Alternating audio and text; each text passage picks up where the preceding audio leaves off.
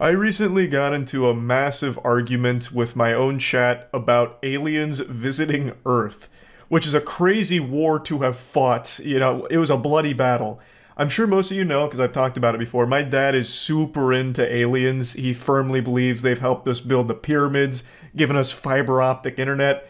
You know, I'm surprised he hasn't started talking about aliens, how they farted 5G onto our planet or something. Like, he's big into the aliens thing and always has been since I was a kid, so I've been inundated with all kinds of alien stuff ever since I was young. So I have loved the field, but I have never been a believer that aliens have ever visited this planet, ever.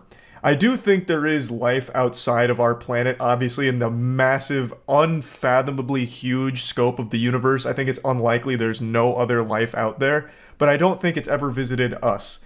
It would have to have somehow found fast and light travel, wormhole, something, which is so far above our comprehension that if they did actually do it, we wouldn't have even been able to process them visiting us, I imagine. Like, it is just so well beyond us that I just don't think it's happened.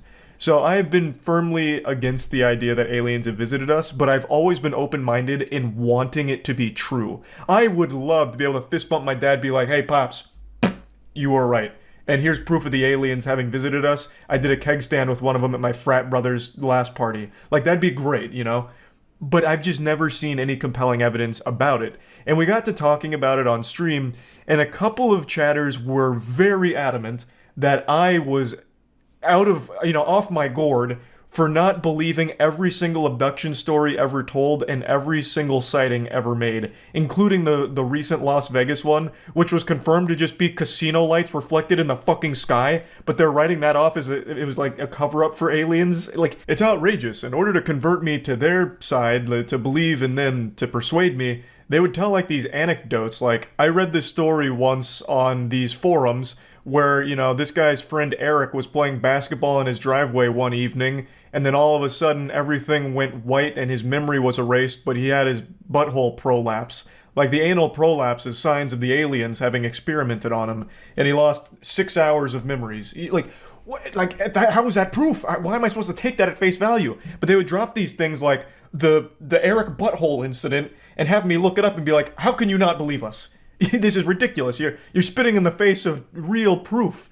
So I was losing my goddamn mind having this argument with them, and eventually we ended up going to something called like the Ariel School incident, which is a school in Zimbabwe which claims to have been visited by aliens, where 62 school children drew in crayon their encounter with a UFO and aliens who warned them about the future.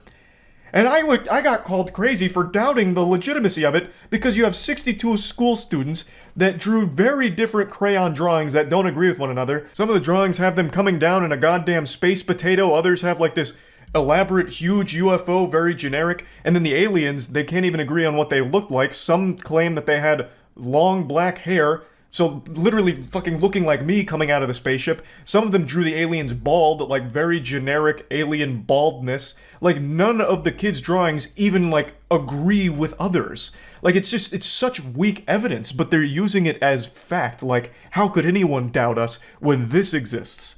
So I'm just gonna show you some of the clips from the stream because it got heated, and then we opened Pandora's box and started talking about warp drives for some reason. It got off the rails. It got a little crazy. So I just wanted to show some of that. But I want to make it clear, I would love if there was real compelling evidence of aliens having visited us. Like actual encounters with aliens, that'd be great. And there have been government-released documents and footage from pilots and shit from unidentified flying aircrafts, this unidentified air phenomenon. But none of it's like aliens per se. It's just we don't fully understand exactly how it works, so it's unidentified as of the moment. It's never definitive proof of aliens being here. It's just we don't have a full explanation on it yet. But it could be. Yeah, it could be, and I find that stuff to be pretty interesting, but I don't view that as, hey, here's proof that extraterrestrials are here for some reason. But anyway, let me just show you how the stream went. A leading UFO expert has investigated dozens of sightings over an impressive 45-year career and says aliens don't come in peace and have an agenda. I wonder what the agenda is. They come down here just to read our dank memes, shitpost on Twitter. I wouldn't say they're peaceful due to the thousands of UFO abductions worldwide. I woke up and my ass is sore. Damn you, aliens! Not again! I've been a big fan of aliens shit, UFO investigative shit for a long time.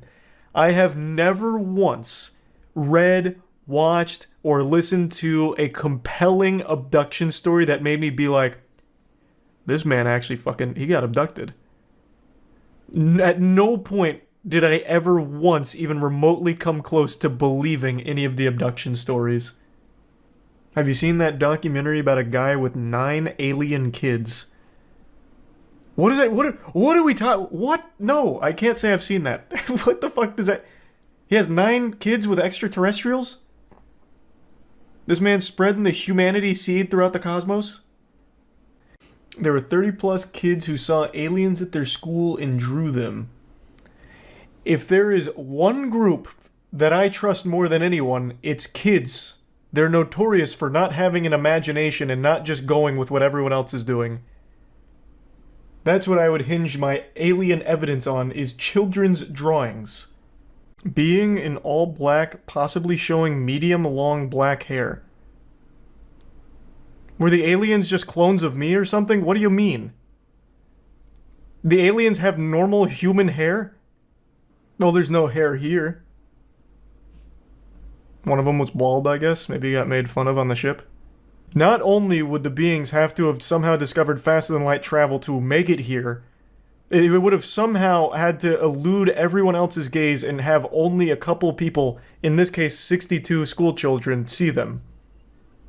Like, the amount of crazy coincidence that must all occur for only a small group to see that is very unlikely. I'm ready to... There is nobody on the planet that wants alien encounters to be real more than me. If this has compelling evidence, I would be elated. I would love that. I want to believe. But it is so unbelievably unlikely, and all of the evidence is so shit that it's impossible, in good conscience, to believe that there are aliens that visit us periodically. The circumstances for such a thing to be true are very, very, very, very, very low possibility.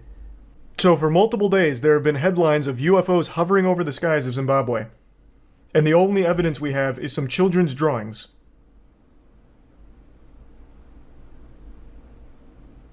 Surely that would be major fucking news. And also, why would the aliens just be hovering over Zimbabwe? What are they doing there? They're just hovering there, doing nothing. Standing there menacingly like the hash-slinging slasher. What would be the purpose? Why would they have come there? Let's go down this for a minute. So the aliens came here to warn us about the future. And the optimal way of warning us was to go to a small school in Zimbabwe and tell a group of children. That was the best way of delivering this warning of the future? They were talking about COVID. Imagine this is all very true. The aliens actually did just fucking boot, scoot, and boogie all the way down to Earth just to land here and be like, hey, there's this little thing called COVID. I'm letting you know it's right around the corner. No good. No good. Alright, good luck with that. We're out. We've done our job. Message delivered. I don't think they were visited by aliens warning us about the future. Let's play with that for just a moment. Going back to that. Not only were they intergalactic travelers, they're fucking time travelers, warning us about our future. That's another crazy technological leap. And if they're that smart, that advanced, why would they tell a group of children at a small school? And also, why would they ever even make direct contact with people? They could just transmit the message. There's millions of cases. So what you've just shown to me is you believe what everyone says. You don't believe anyone's making things up. You don't believe in people having, for example, a sleep terror, which a lot of it boils down to sleep paralysis, where they have these very real feelings at night, where they're half asleep, half dreaming, and a lot of it gets chalked up to sleep paralysis. So you don't believe in any of that. You don't believe in mass hysteria, I would imagine then. You don't believe in manifested group thinking, where if someone believes they saw something, other people mysteriously start to have memories or visions of the same thing. You just take everything at face value, and no one's ever lying. Oh wow, Jesus, you're having a full meltdown. Anal probing isn't even a real thing, you moron. You get all your UFO info from fucking movies and TV. You get all of your UFO info from fucking TV too! What do you mean? All of your sightings are on TV! What are you fucking talking about? And then you said reptilians are part of the aliens. And faster than light is an outdated theory. Warp drives are proven. You're misinformed. What are you... What? Are you having an episode of psychosis? Jack Sarfati talks about the technology behind warp drives. Who mentioned fucking warp drives? I don't know why you're harping on that subject. That word had not left my mouth until I read your comment history of your 86 message meltdown. I'm not talking about fucking warp drives! Why do I need to do research on warp drives? That goddamn name didn't leave my mouth. He brought it up. But warp drives are an important part of alien lore. Maybe, but I wasn't talking about fucking warp drives. Jesus Christ. You asked for answers. On what? Warp drive? When did I ask for answers on warp drive? I want alien evidence. What the fuck are you talking about? Who am I talking? That is evidence? So, let's assume every alien has their own warp drive motorcycle. Why are they visiting trailer parks and fucking small schools to warn us about the future than only telling children? That isn't an answer. You weirdo. That chatter didn't read jack shit. It's theoretical physicist, meaning it hasn't been put into effect and there's no way to test any theories. I don't care about warp drives if they're real or not. God damn it. Jesus fucking Christ. I recently learned about a community on YouTube who uses something called light language to channel and communicate with aliens, and I just found it to be truly wild. So I've been practicing my light language, but I've been unable to get them on the line. I guess I just have bad service to the cosmic entities out there. So I fear my third eye may be forever closed. I might never experience the joy of tapping into that intergalactic Wi-Fi and communicating with these spacefaring organisms. However, not all is lost. I found a great YouTube channel called Skylife that actually did a really interesting video on it, where she met with and interviewed an individual who claims to be able to communicate with aliens. I guess more accurately, she's able to allow alien communication through her as like a vessel, kind of like in SpongeBob when they have the magic conch. Like, she is the human magic conch for the 5G extraterrestrials out there. Now, this should go without saying, but I'm going to say it anyway in my own version of light language. Do not go harass anyone in this video. Don't be a fucking douchebag. No matter how you feel about alien channeling or communication or anything like that, just don't be a fucking asshole. One thing that I've learned about recently, I haven't watched this video, but there is I think she's a YouTuber who talks to aliens. And it's kind of similar to the Kundalini. She's able to tap into the alien hierarchy and speak their language to us. If I weren't experiencing this reality, it would seem insane to me. Do you believe you're an alien? Definitely. I can open up a portal, speak your own version of light language as well. See, like, I feel like aliens communicate with just orgasms.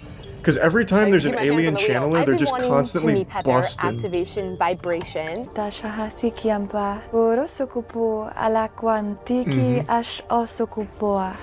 we have anyone fluent in light language that can translate?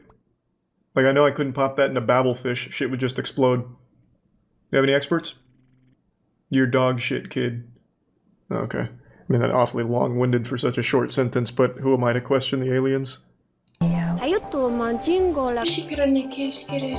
actually feel that they've come to Earth. That was pretty low effort. At least the other ones are putting effort into making it sound like almost a language. Hers is just quiche, quiche, quiche. They actually feel that they gotta work come on to that. Earth from another part of the galaxy. She's coming. Quiche, mama, I've been wanting to meet quiche. you for like 2 years. Welcome. I've been feeling you like you've been coming through the realms recently. What does that mean, coming through the realms? Like you've been appearing in different realities, your name. So I believe you're understanding the gist of it, where it's individuals who enter a trance-like state. Like, you know when you're really fucking turbo gaming and you just enter this flow state where everything just starts connecting? They enter that zone and then start speaking light language, which is their way of communicating with aliens, I believe, at least to my understanding. Now, one thing that I'd like to immediately question here is whether or not the individual Skylife is meeting with is actually the human or aliens using her like a fucking meat puppet. You know, there's no way of confirming whether or not there's a human soul in that body anymore, because maybe she went too deep. She got too lost into the cosmic vibrations, the chakras, and the aliens, you know, like you stare too long in the abyss and it stares back into you. The aliens have now taken over that body, right? Kind of like in Peacemaker with the butterflies. What a lovely where I portal. live, we call Yes. it the portal. Really? There's Whoa. a resonant vibe. There's lots of synchronicities happening already. There's We have so Sekmet much over here. nothing What's words. Sekmet. What does that mean? It's actually the So lion many goddess from synchronicities Egypt. and He's a guy, quarks. but genders are. There's different crystals actually I aligned saw a throughout bottle the of brain place, juice. all set with intention to like hold a specific frequency, so that you feel good, so that you feel nourished, so that you feel loved.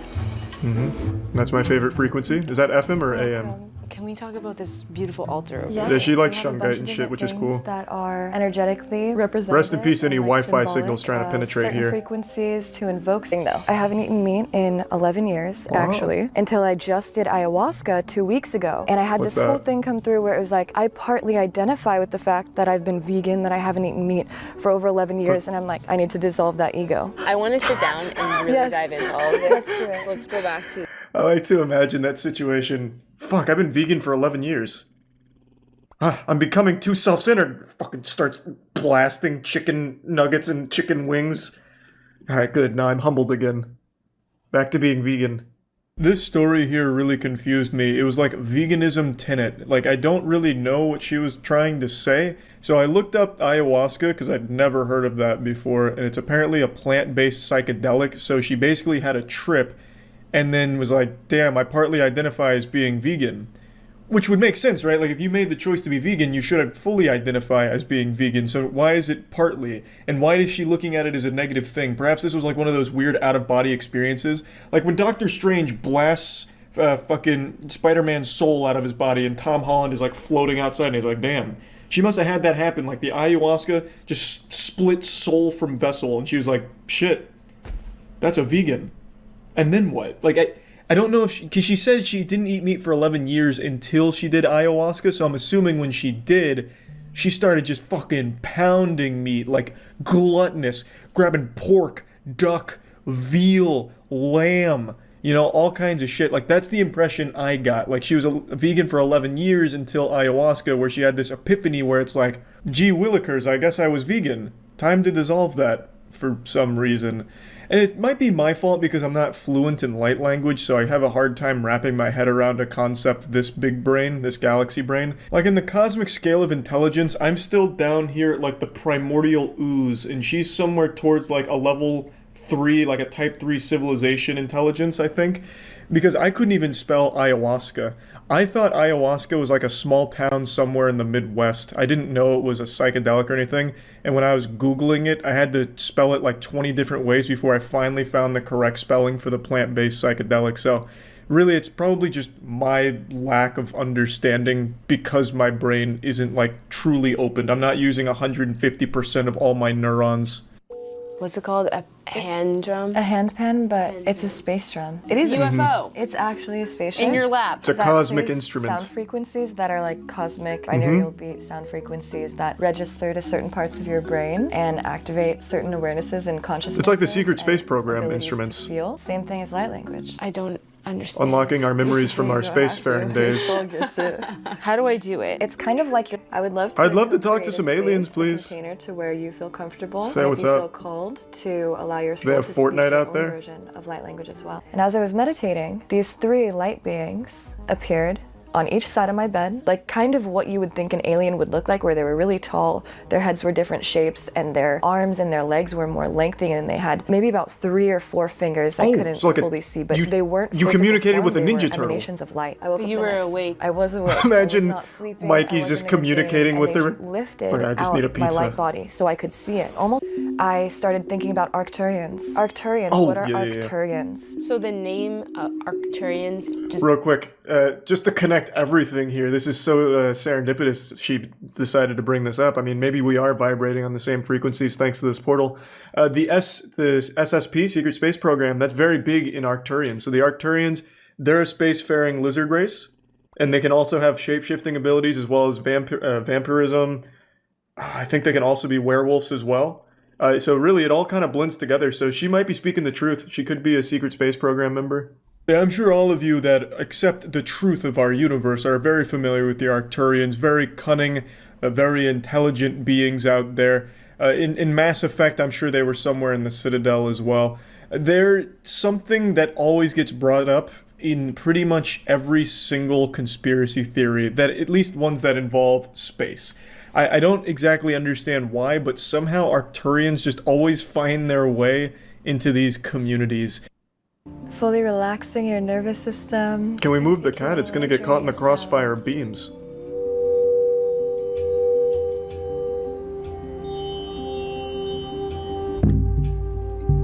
Oh shit. Fuck, I'm starting to transcend.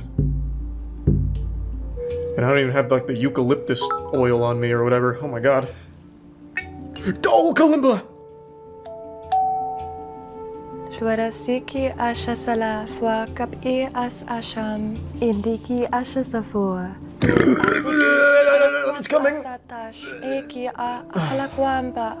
mentioning it still. Which is natural and normal, and that's a part of the fun, where it's like we forget so that we can remember. My fear is that I'm just gonna make things up. At first it may feel like that, but you have to give yourself permission, because that's still the ego doubting. It's like I'm gonna the be exact speaking to opposite, you I would as think. well. It'll be a conversation. So from what I can tell here, the ritual, the sacred ceremony to start summoning the aliens here to our dimension consists of just laying down while having obscure instruments being played over top of you, I guess, to align your vibrational, frequency with the correct space frequency or something. I like when she brought out the kalimba, though. I actually had a kalimba myself for a while that I can't find now. Perhaps some kind of cosmic burglar came in to steal it because maybe kalimbas are too powerful an instrument. Maybe I was pretty close to summoning a dangerous alien here. But I had this kalimba and I could play the Teriyaki Boys on it from Fast and Furious Tokyo Drift. The dun dun dun dun dun dun dun dun dun dun dun dun. Yeah, I'm sure you know what I'm talking about. So I was a little disappointed to see that she didn't break out into that solo there and get that pumping, because that probably would have summoned some fucking badass aliens. Like, the aliens would have come in and start talking about, like, fucking horsepower, diesel, suspension, shocks, and carburetors. They probably wouldn't have even summoned an alien, and they just probably would have brought in Dominic Toretto or something. I also really like that line, "We forget so that we can remember." That's basically just a Mudvayne song, "Forget to Remember." So maybe they're summoning the spirit of Mudvayne, I guess, trying to get that band back together. Okay, so like bring your energy into our hands and let's activate That the was energy. profound. And so we're just gonna Speak be it. kind of moving the torso. Come on, let's go. Oh, she's falling into the galactic stream of vibrations. The chakras. Oh, fuck! It's a close encounter with the third kind! Be careful! It's too much energy! She's gonna go turn into Dr. Manhattan!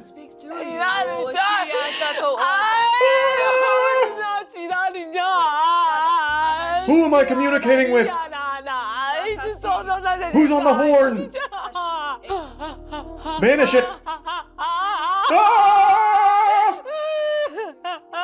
Get out of this realm! No! She's too deep!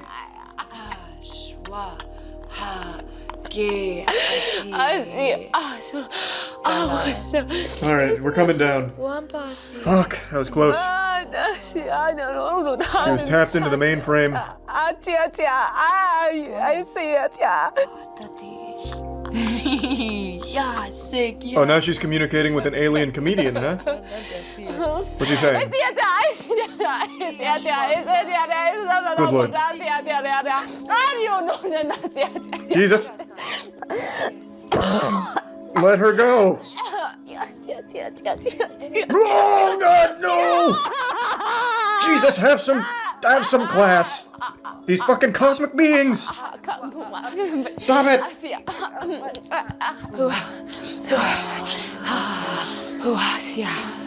Oh my God. Where did she travel? Okay, that's it. Sounds The good. adventure continues. Yep. Bye-bye. That was interesting. You know, that was pretty good. Skibbity-dee-dee, boop-bada-bop. Boom-bottom-bop. That was me saying goodbye in light language. It does seem cathartic to just get the wiggles out and like just have a full body exorcism like that. I imagine that probably feels pretty good. I don't know if it necessarily makes me a believer in the communication with aliens through light language, but if nothing else, as long as it makes them happy, I guess that's what matters. You know, it's not hurting anyone. It's pretty harmless. Just thought it was a pretty interesting and fun community to talk about and share a bit of. And anyway, that's really about it. See ya. Alright, things are getting real weird right now in the world. I'm sure you've all seen the UFO hysteria. Every couple hours it seems like a new UFO is being identified and blasted out of the sky. This is a phenomenon that's happening around the world, it seems, and it's leading people to believe that aliens are coming to visit us in droves, like they're all taking a school field trip to planet Earth, and then subsequently getting shot down, which I can't imagine would have been part of their itinerary. Now, this all started with the spy balloon that the US shot down. Basically, this balloon the size of a few school buses was identified and then executed. Just this giant balloon that looked like the house from Up, but instead of a house, it was just a surveillance device, which they said came from China, and from what I've read, China did take ownership of it, but called it an overreaction to shoot it down, which gave me a bit of a giggle, because I just love that image of like, hey, whoa, guys. Hey, cool the jets a little bit here, calm down, you know, no need to get so rambunctious and shoot it down. Which is just a silly thought, but this kind of opened the floodgates to UFOs, like inviting this unknown menace in, because now UFOs are being sighted every day, every couple of hours really, across the world. A few hours ago, China said that it was preparing to shoot down an unidentified flying object, so they're all over the place. It's a very interesting situation, and this is even more weird considering I just posted a video going over aliens and how I don't believe they've ever visited Earth, and now 2 days later, we've got UFOs out the wazoo here. Maybe the madman I was arguing with on Twitch was right about warp drives, and they're fucking firing on turbo mode with their warp drive technology to visit us here. I'll go ahead and give my perspective now. I still am not convinced it's aliens, because if it was, we stand 0% chance of actually shooting them down. Our technology wouldn't even begin to make them, like, consider us a threat. We are so laughably low on the technological food chain of a species that can visit our planet, because they would have cracked things that are beyond our comprehension. There's no way they'd somehow fall victim to our weaponry. But zoinks, Scoob, I'll tell ya, I couldn't be happier to be proven wrong. I would love if this truly was extraterrestrial tourists just coming by to visit, though I'm sure they wouldn't be happy about us destroying their, like, balloon travel devices, but god damn it, that would be amazing. I also love the idea that it actually is alien visitors, and the way that they get here is through like hot air balloon through space, like the most inefficient means of travel imaginable, but somehow that's the one that they've chosen. But regardless, I would love if it was aliens. I also love the discussion around aliens right now. You'll have people giving all kinds of like evidence once again of like abductions and shit. I fell asleep one day while working on the construction site, and when I woke up, there was ejaculate in my pants. And I didn't even remember having a wet dream. Fucking aliens abducted me and jerked me off in order to frame me to look like a weirdo at my job. You know, like, discussion around aliens has never been hotter than right now. And again, I would love if these UFOs really were alien, but I'm doubtful. And you know what? Maybe I could even make an argument for why aliens might want to visit Earth. Maybe they're coming here to buy Moist Global merch from moistglobal.com. It's so comfortable that words traveled across the galaxy. It's the best fucking merch ever designed, and they know it. So they have to come to Earth in order to get like proper connection to the server, so that way they can purchase it. And you can too. It's all available at moistglobal.com. Right now we're doing a special 15% off on all Moist Esports merch, so definitely feel free to check all that out if you're interested. moistglobal.com, baby. Anyway, though, I find all of this very exciting, even though I'm not fully sold on it being aliens. I am very curious to learn more about all of this, because I'm sure tons of information will start to surface about what these UFOs actually are, what their purpose is, where they come from, all that kind of shit. So, very interesting time period. I'll show you some clips from stream where we talked about it a little bit more. You see the UFO videos over Canada. Is there video of it? I only saw the picture of the one that got shot down. Let's see. NORAD stated that they lost Santa's tracking signal. I fear the worst. Oh god. Heaven have mercy on the elves. Yeah, that's what we have up right here, the Canada UFO thing. Someone said there was a video, but I haven't found it yet, aside from the cell phone one where you can't see shit. I hope it's aliens. But all the pictures make it seem like it's probably another balloon. NORAD just said they locked up airspace in Montana. Something came up on the radar and disappearing. I'm just gonna say it. I'm gonna say what everyone's thinking. It's no coincidence that Tom Brady retired and now all of a sudden aliens keep popping up. He was keeping us safe both on the field and off the field. The FAA has released a statement. The FAA has closed some airspace over northern Montana to support the Department of Defense operations. Contact NORAD for additional information.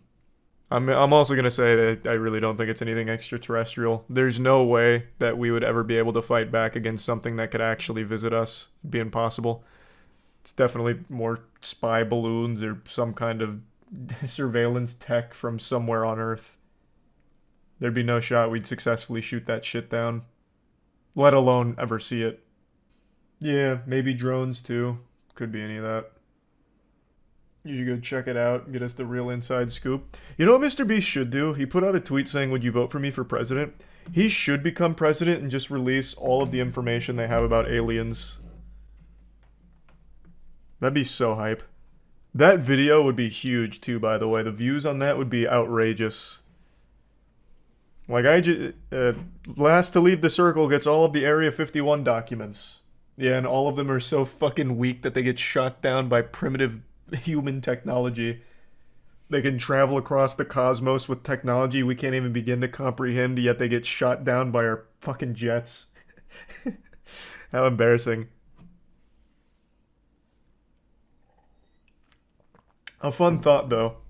They spec'd all of their points into travel and nothing into defense, so they're just full glass cannon build. Well, it wouldn't even be glass cannon. Glass wheel. So you talked about aliens 4 days ago, and they visit Montana and Alaska today. Thoughts? Hey, I think it's all connected. Maybe the aliens watch my streams and shit. They're like, oh fuck, he's talking about us. Alright, we'll show ourselves a little more often. That stream was fire. Aliens have come here to compete for Moist Esports. We talked about it on stream. If aliens do visit us, we want to be the ones to make first contact so we can sign them to Moist Esports. Imagine the position that gives us. They would be dog shit at video games. They don't need to go pro in any game. They can just be like content creators for us. Brand ambassadors. Yeah, pretty much. What do you mean? No, like if the aliens actually did show up and, you know, for some reason we negotiated a really good contract for them with Moist Esports, I think they wouldn't even need to really do anything special. But like if they're releasing the little balloons that we're shooting down, maybe fill one of those balloons with like, I don't know, maybe Moist Esports merch or something, right? Or even paint it blue, like Moist Esports colors. Like they wouldn't need to do anything special for us. They can keep doing what they're doing, but under the Moist Esports umbrella.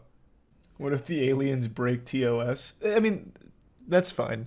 We'd have to teach them the guidelines and shit. Plus, I doubt they'd want to go that hard anyway. Like right now, all they're doing is getting shot down. Like they're not doing anything too risky. I love talking about aliens. I cover alien news with a buoyant energy. It's something that's near and dear to my heart. My father is a firm believer in those extraterrestrial bastards having built the pyramids, and it leads to some great dinner time conversations between the two of us, and it's all in good fun, in good spirit, and I like to keep my finger on the pulse of anything alien related. So, you know, I'm going to talk about this latest invasion of UAP spheres that are taking over Colombia. I covered the first sighting not that long ago, where there was this sphere that was flying around, being all spooky and scary, and then it eventually softly lands itself in a field, and a shirtless dude comes over, picks it up, and puts it on his bed in a blanket with his nipples hanging out, like his fucking pepperonis on full display, next to this iron colander. And then a preposterous video that people really firmly believe in because the follow-up really helped sell the dog shit, where they had these scientists analyzing this conundrum of a spacecraft, this tiny little like Pokeball, this like steel Pokeball. They take it to like a laboratory where they're running tests on it and shit. It was the dumbest thing, but people really believed it. But now we're back for round 2, the remix. It's happening again with a new sphere being spotted, the Jumbo sphere. I guess these 2-centimeter tall aliens are launching a full-scale apocalyptic invasion of Colombia here. I don't know what they hope to accomplish. Maybe they're visiting Earth so frequently so they can get their hands on our precious Cheeky soap. Go to usecheeky.com to get some soap. They could have just gone there without having to make all of these stops in Colombia if they really wanted it that badly. Maybe they're here on vacation. Who knows? But the subreddit is going ballistic over, once again, another one of these spheres. There they are. They're among us. They've made it to Earth. And they came in their favorite marble.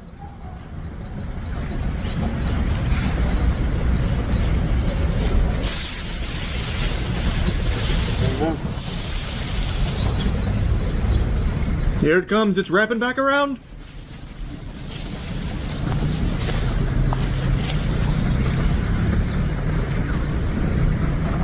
What is that? Aliens. They're inside there. They're just very small. They're very tiny. I could eat those little bastards like gingerbread men. Ooh. That's why they're protecting themselves in that iron soccer ball. It's the Death Star. Pretty much.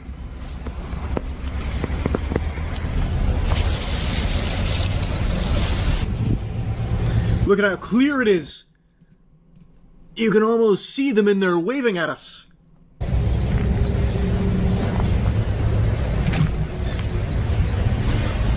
Checkmate, non-believers. At last, irrefutable evidence of aliens here. This is compelling evidence, no doubt shaking some people's belief in God. This is terrifying footage here. So many questions left unanswered. What do they want with us? Do they come in peace? Are they aggressive? Are they here to fuck my farts? Like, what is their goal? What's the end game here? I don't even know where to begin, but if I was to start to spitball some thought experiments, do you think it's a coincidence that the previous sphere goes extremely viral, gets a lot of headlines, and now all of a sudden we're seeing very similar spheres in a very short period of time? Does that not seem like a bit of a coinky-dink? Does that not seem like, something's a little fishy with that? Or I guess it could be a case of like the aliens really enjoyed their stay after being captured by the shirtless dude. So now he, reported back to HQ, and now they're sending all the spring breakers from the cosmos. So now all of them are coming. Maybe, perhaps. Now I'll drop the sarcasm for a second. There are innumerable ways you can fake this kind of footage, but I'm going to go out on a limb and say that it is practical here. I really think they used real props. And someone in the comment section on that subreddit actually did drop a video with a demonstration on how you can easily fake this using a drone and then just some kind of strong fishing line to pick up your homemade DIY sphere. So here in the footage you can see the drone lifting it up, and as it dangles it around, you're going to notice some really uncanny similarities to the Jumbo sphere video, the way that it just kind of aimlessly moves around.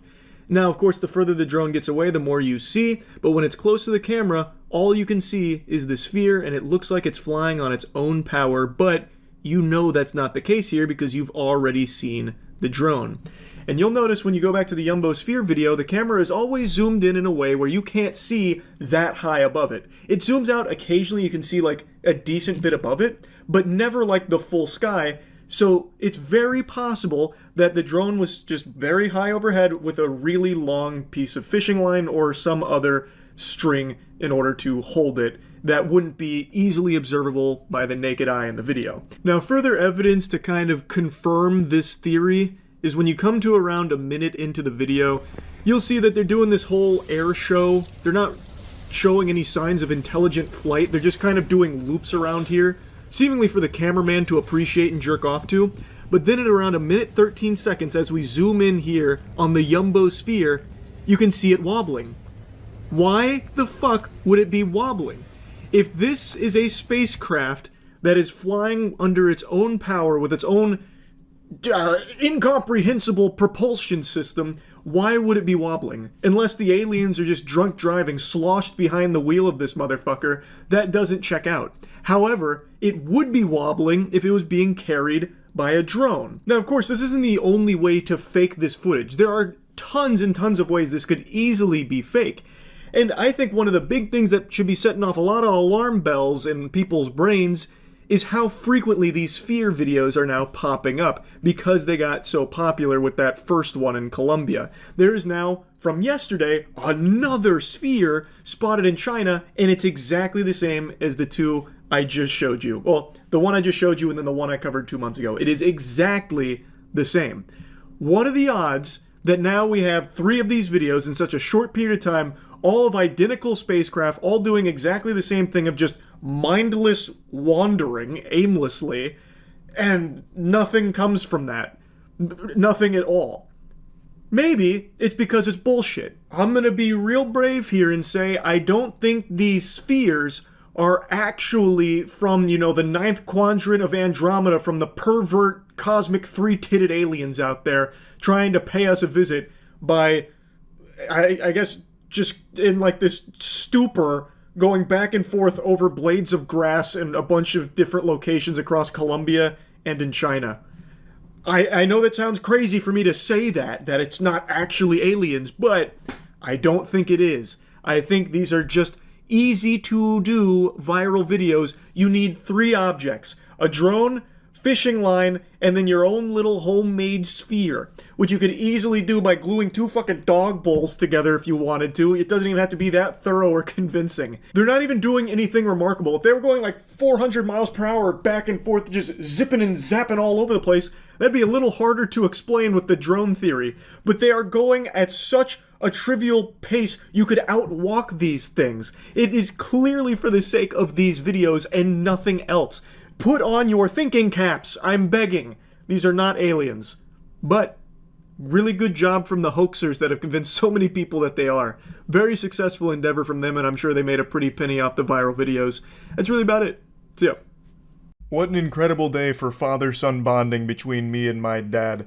With all of the alien information that's come to light today, with the Mexican Congress broadcasting some alien corpses, supposedly, my dad and I have been going back and forth spitballing, and I have been doing a deep dive into the most rancid underbelly the internet has to offer when it comes to alien information. Sometimes when you stare too long into the abyss stares back into you. I'll tell you what, sports fans, if there are aliens out there, I'm on their watch list for how deep I've gone. I'm on their ass like a hemorrhoid right now. I'm having a close encounter with a third kind. You might see my eyes roll back into my skull and have me levitating out of the chair here in a moment.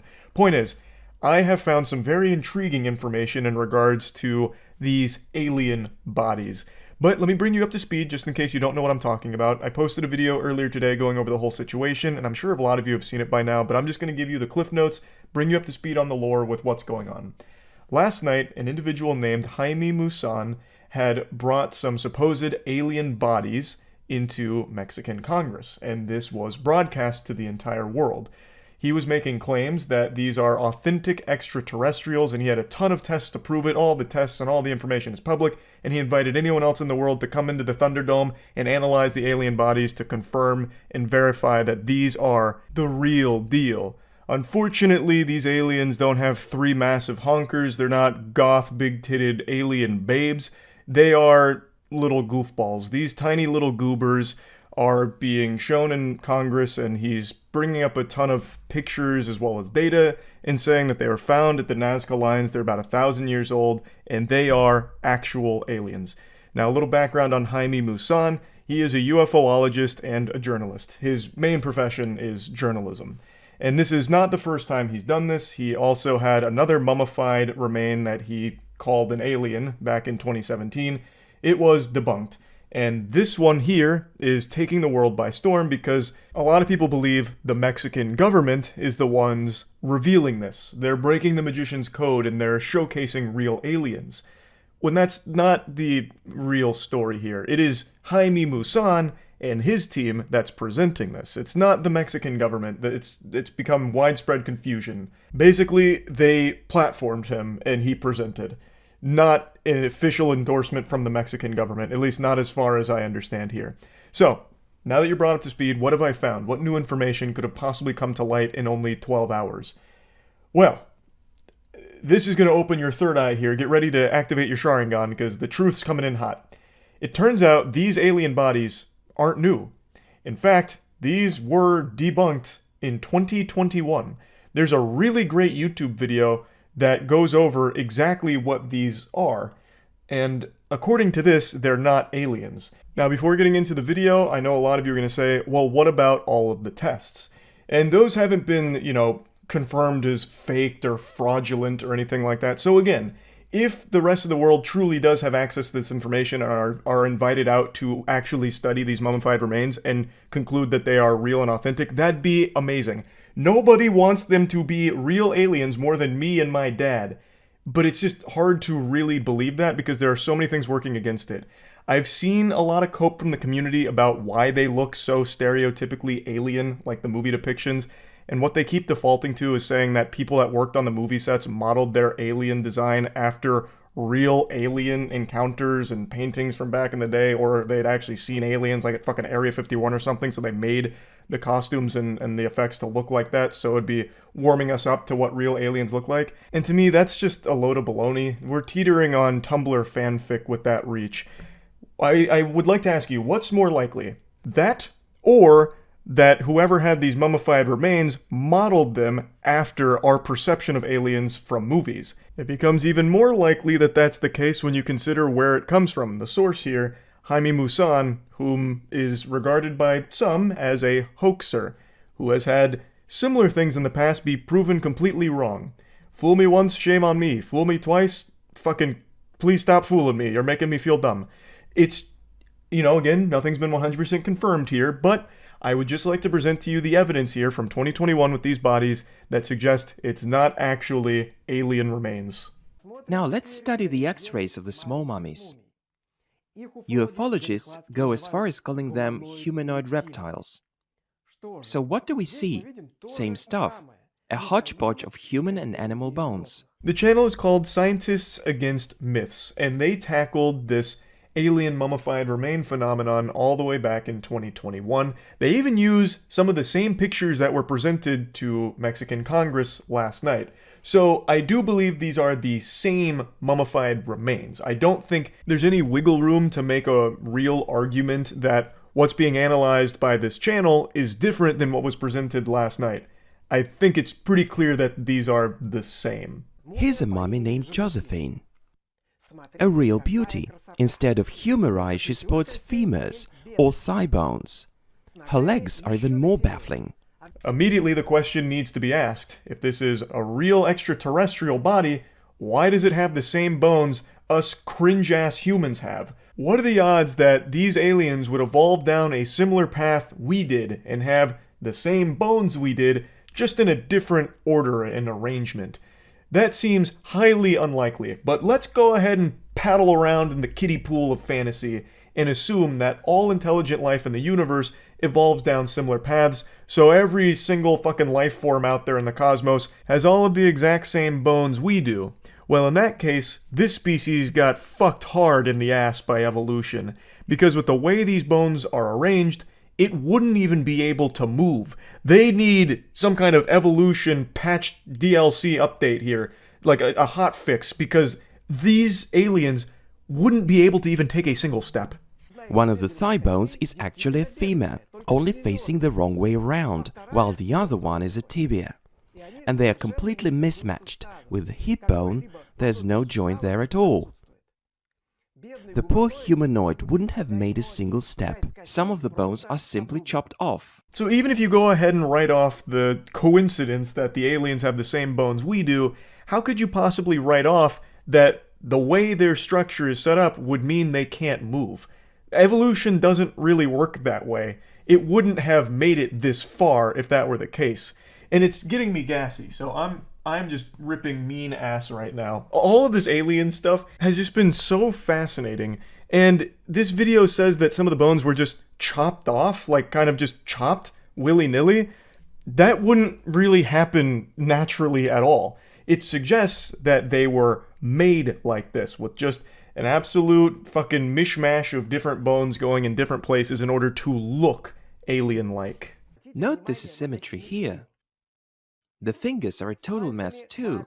The first pseudophalanges are facing in different directions on her left and right hands, with the white part facing up or down. Well, they just forgot to turn them the right way. Stuff happens.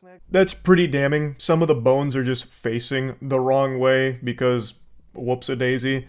And like I mentioned, some of these photos that are in this video from 2 years ago were the same ones that were presented last night.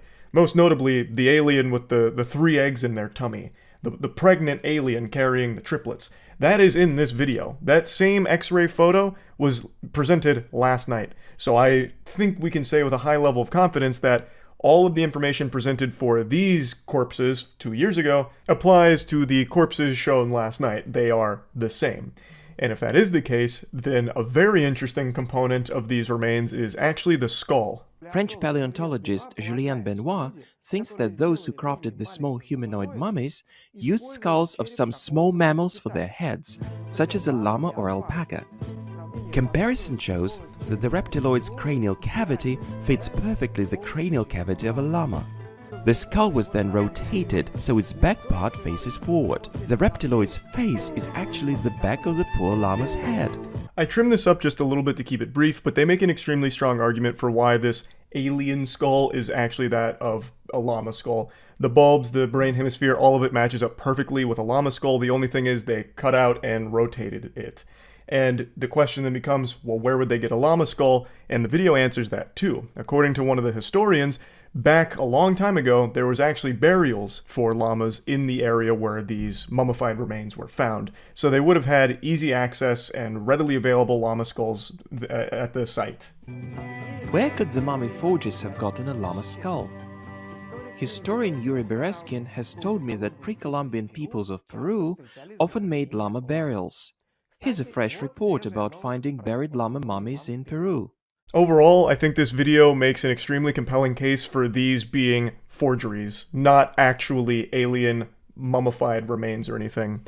Now, I have seen that the newest presentation here has the bones in the correct alignment in terms of like the ones that were backwards here in the video. Apparently, what might have happened is they recognized the error first off and then just rotated the bones properly. Though it still doesn't fix the underlying issue of why the fuck would an alien have all of the same bones we have? Like there is still just no good explanation for that other than it just being completely fraudulent really, and that this isn't a real alien remain. But like I said, I would love for this to be the real deal, completely legitimate, and hopefully soon, scientists from around the world will actually go investigate, either confirm or deny the findings, and conclude once and for all if these are real aliens, or if it truly is just a complete forgery here of some mummified remains, if it is just a bunch of bones from a bunch of different things thrown together into this creature here. So, I guess we'll see. I just wanted to show this to you because I found it to be extremely interesting. And yeah, that's really about it. So yeah. Much to the delight of my entire family, today we have received some groundbreaking news in regards to aliens. I feel like I'm giving some kind of press conference here about it because I feel so personally invested in it. For my entire life, my family has always firmly believed that extraterrestrials have not only visited this planet, but made contact with us, and we've like recovered some spacecrafts and all kinds of gadgets and gizmos that the government isn't telling us. And now they've received some vindication that that belief might be the truth. Today there was a hearing with a gentleman named David Grush who was claiming that not only have aliens come to this planet, but we have recovered some wreckage, some items, even some bodies, perhaps. And this is all sworn under oath. And he is a pretty credible source, all things considered. He was a military intelligence officer for about 14 years. He had, from what I understand, from what I've researched here, pretty high level clearance. He was a pretty important person in his post. And he is now putting all of this public at this hearing. Now, he hasn't presented any concrete evidence or any evidence like that, any proof, but his claims, he says, do have not only eyewitness supports, but real concrete proof, irrefutable evidence that he is unable to share publicly, but is able to share in private with Congress. So it's a very interesting development. I'll go over it a little bit more in depth. I talked about it on stream today. Overall, though, I don't think you're going to find anyone happier about this news than my dad. After the hearing today, my dad called me just full of jubilation. It was like a kid on Christmas. He was giddy, like a high schooler that actually just got a date to prom. My dad called me, laid out all of the details of what happened in the hearing, and was just so happy to hear someone that has credibility say these things because it gets him excited to hear it. He really wants to see alien proof and get to experience that truth coming to light. So this was a really cool day overall for me and my family. I still don't fully believe it, if I'm being honest, because he hasn't provided any proof. It's very hard for me to just take everyone at their word. I understand lying under oath is a serious offense, but it's not like that's never happened before. You know, you really think someone would do that? Go under oath and tell lies? Absolutely, for sure. It has happened before. It will happen again. I'm not saying it happened right now, but I just don't take anything at just the face value of the claims. I would like to see some of the evidence here. So I'm very excited to learn more about it. This has got me fucking salivating for more information and more details about all of the things that he's claiming. So let me just go ahead and play the stream clips now to bring you all up to speed on what went down. How many aliens could we take in a fight? Well, according to David Grush, we stand no chance at actually fighting them, apparently. Which, I have always said, if they are real and have visited us, well, I think aliens are real in the universe at some point. I personally haven't ever thought they visited us, but I've always said if they did, we would stand no chance. We would stand legitimately no chance. It'd be like putting a child up against, like, John Bones Jones. Like, you're never gonna win, right? And that's kind of what he said, too. One of the questions was, are our weapons sufficient to defend ourselves against them? Or something to that effect. And his answer was, absolutely not. According to my dad. So, like I said, I haven't watched the hearing yet. But once it was over, my dad called me, like, damn near celebrating. I could hear kazoos going off in the background. He's like, I told you, Charlie. I told you this day would come, that we'd have legitimate confirmation from reputable sources that aliens have come here. And he was filling me in. He was giving me the nitty-gritty behind everything here. But for those that don't know the situation, David Grush is a former military intelligence officer. We talked about him a little while ago. He is the real deal. He is who he says he is. And he does have actual pretty high-level clearance, as I understand it. And a little bit ago, he came to the public. Well, he made public statements that extraterrestrial visitors have not only been here, but have been observed, and in even certain situations, we have recovered some of their shit. And they had a hearing about this today. These are huge claims. Now, granted, he has not provided any evidence. He hasn't linked to, their social media accounts for us to double check or anything. We don't have any pictures or anything. Like, he doesn't have a picture of an alien doing a keg stand outside of Area 51 or anything. But he is a high-ranking intelligence officer who is making these claims. So it has more weight to it than most. So they had this hearing today, just kind of going over the scope of it, bringing everyone up to speed. And very interesting. He was asked point blank if there's any real biological indication that what they have is not of human origin. And he says, yes, it is not human. When asked how many people are aware of this, like in terms of like unidentified aerial phenomena, he said thousands of pilots have reported them but are either too embarrassed to come forward thinking people will call them crazy, or are unable to come forward because of like crackdowns, something like that. Evidence should be king here. Well, he's not on trial. There's no burden of proof here. This is a hearing just to get all the information. He did say he has all of the evidence but is unable to bring it forward to the public, but is willing to share it with Congress in what's called a skiff, I think, is what my dad called it, or my dad's just making up terms to make me sound like a fucking idiot. I've never heard of that before, but apparently it's like a private hearing, and he said he's more than willing to give over all of the evidence he has on all of his claims in the private skiff. Yeah, that's a real thing? Okay. I've never heard of that. But one thing that I said was very fishy from the start about this story is David Grush actually had expressed written permission from the DOD to come forward with alien information. So to me, he's not really a whistleblower. He's more of like a spokesperson. I don't think that necessarily pokes holes in the credibility of the claims, I guess. But it is very interesting that they're labeling him a whistleblower when he literally has permission from the teacher.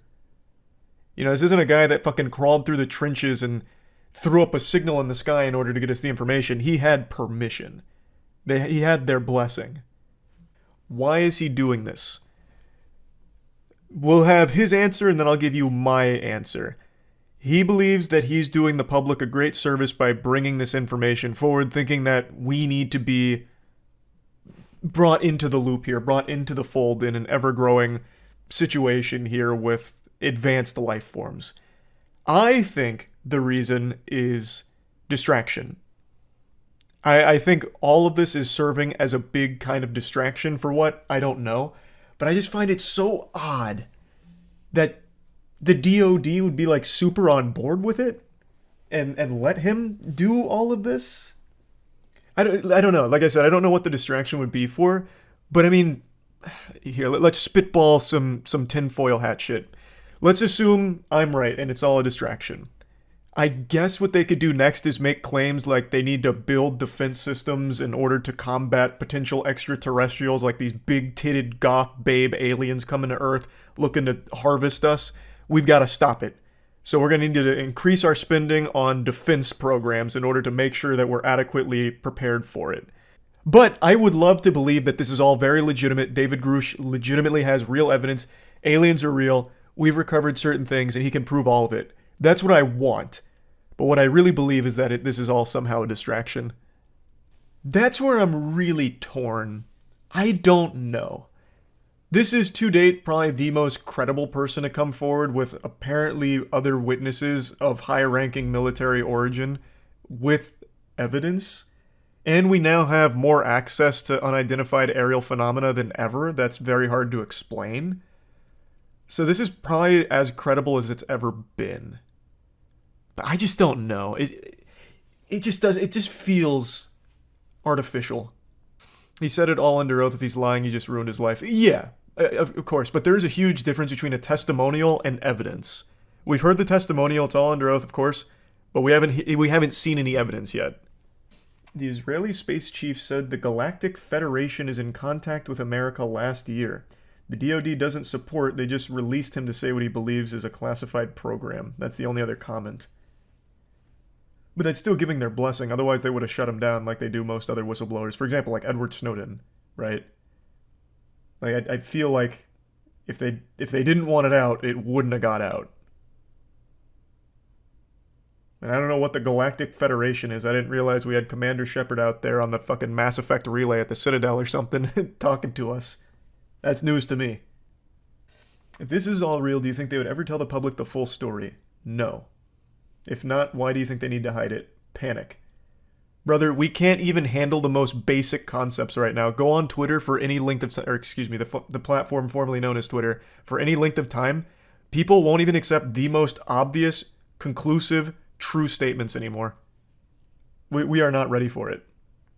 Why do we have any reason to listen to them when they provide no evidence? Because of where the claim is coming from. This isn't just like a Joe Schmo.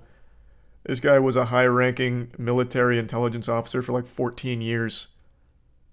Not exactly like the number one person you'd think to just go out there and lie for no real benefit to himself. No, he didn't say if the aliens were hot or not yet. I'm going to assume no. I've always thought if there were aliens out there, they'd be like insectoid-esque. How would the government even capture the spacecraft? That's exactly what I said. I have no idea. The only thing that I could even somewhat spitball a guess, assuming it's all real, is they recovered wreckage from a spacecraft that blew up somewhere in space and drifted onto Earth and crashed somewhere. I don't think it came to Earth and then crashed. It certainly wasn't shot down. Apparently he even claimed we have no chance of even, like, defending ourselves against them. So it would have just had to be like a drifting piece of something. Just because you're smart doesn't mean you can't crash. Brother, you're not just smart. If you have something that can reach Earth, that means you have something that defies our very understanding, and this is even according to David, apparently. This is what my dad said, and he's right. That means you have something that is so far beyond our comprehension we can't even prove that what we're seeing would be real. You wouldn't just crash on Earth. The only thing that I could even think would be the case is, again, something happened, maybe it hits asteroids out in space and a piece of it breaks off and lands on Earth, crashes into Earth. It wouldn't crash when it gets to Earth. They can travel the galaxy without problem, but when they get to Earth, all of a sudden they're crashing everywhere. I don't think he was claiming that there's been a ton of crashes. Just a ton of sightings. And apparently they do have in their possession some UAP fragments and shit. And I guess bodies too. Aliens heard about your performance in the Hunger Games and needed to come see it firsthand. See, like, there's a theory I'd actually subscribe to. That one would make sense. But why are the aliens here? COVID? That's probably why. COVID hit their planet real hard and they were trying to escape. Or maybe they're here to collect COVID from us. They have like a virus museum or something and they need COVID to be part of it. I'm asking Congress to hold our government to this standard and thoroughly investigate these claims. God, imagine if he brought in an But alien. as I stand here under oath now, Actions I am speak speaking louder to than the words. facts Come in here, as I've been Glorb. told them. In a position of extreme trust, both in my military and civilian capacities. I was informed in the course of my official duties of a multi-decade UAP crash retrieval and reverse engineering program. Oh, that was one of the other questions they apparently asked pretty soon, is if anyone ever got injured reverse engineering any UAPs. And he said yes. But again, there's no evidence. To which I was denied access. I hope there to will those be at some point. read-ons when I, In what possible sense is he credible just because of position? Yeah, what? Yeah, obviously. A 14-year high-ranking military intelligence officer with, like, actually pretty impressive clearance? Yes. That is what would make him credible. Yeah. Or it's like what makes everyone credible is their position. Like, if it was me saying all of this, it would be completely uncredible. I'm a worthless source. Right now, all it seems like is that they've made him a celebrity, with an official endorsement from the DoD.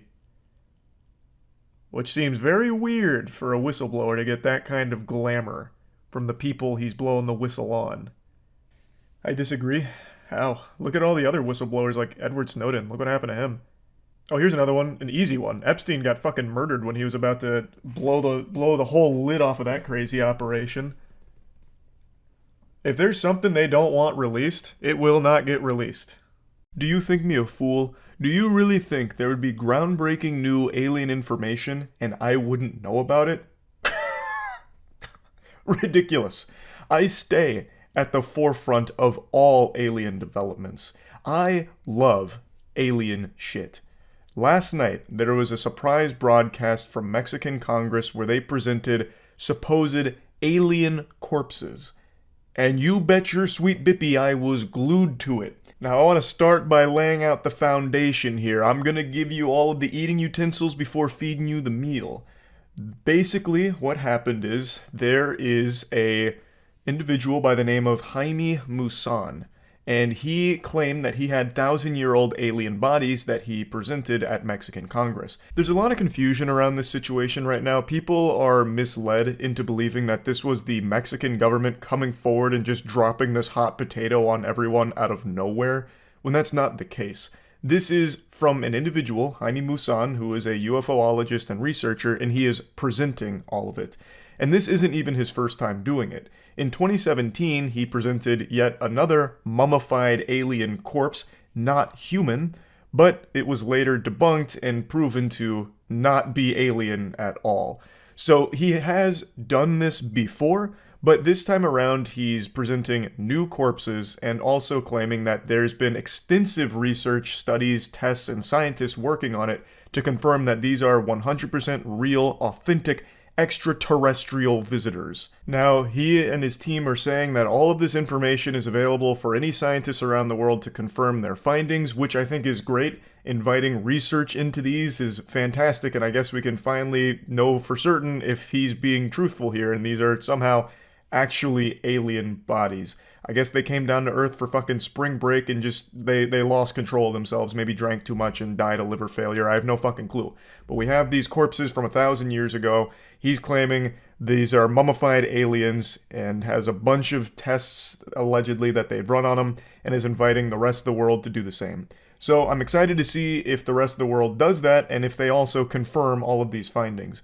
But now, let's get into talking about the aliens themselves, and then I want to bring on an expert, my father. You all know my father is on the cutting edge of everything alien related. If anyone's going to have an eye to see through the bullshit, it's gonna be old Papa Charles, I'll tell you right now. Oh, it's a little carcass. I couldn't even tell. I don't believe that at all. This is way too stereotypical alien look. I think there is no way. I think there's absolutely no fucking shot. I just don't believe that, though. If this looked actually less like all of the movies depict aliens, I'd be far more on the side of, possibly. But this actually just looks like a prop. From, like, Arrival. Or, not Arrival. What's the, oh my god. What is the one that has the really quintessential grays from back in the day? I can't remember now. They even made, like, little postcards for them. Like, you're invited. Okay. Pretty cool. It'd be wild if these were real and our movie depictions of aliens were spot on. That would be crazy. That would be big. But I don't see why they would bother faking this. I don't see what the gain is other than, like, a good joke.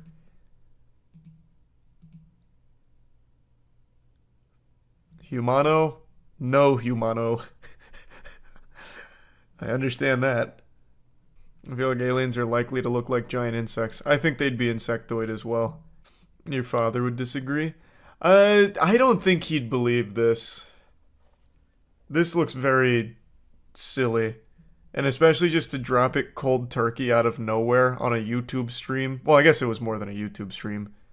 This just happens to be one of the places it was broadcast. It just doesn't make a lot of sense.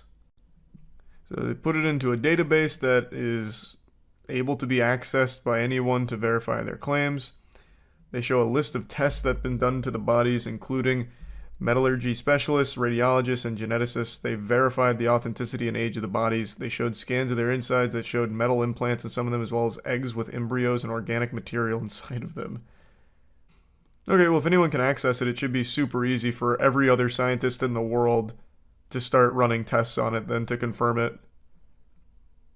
That should be an easy slam dunk then if it's real.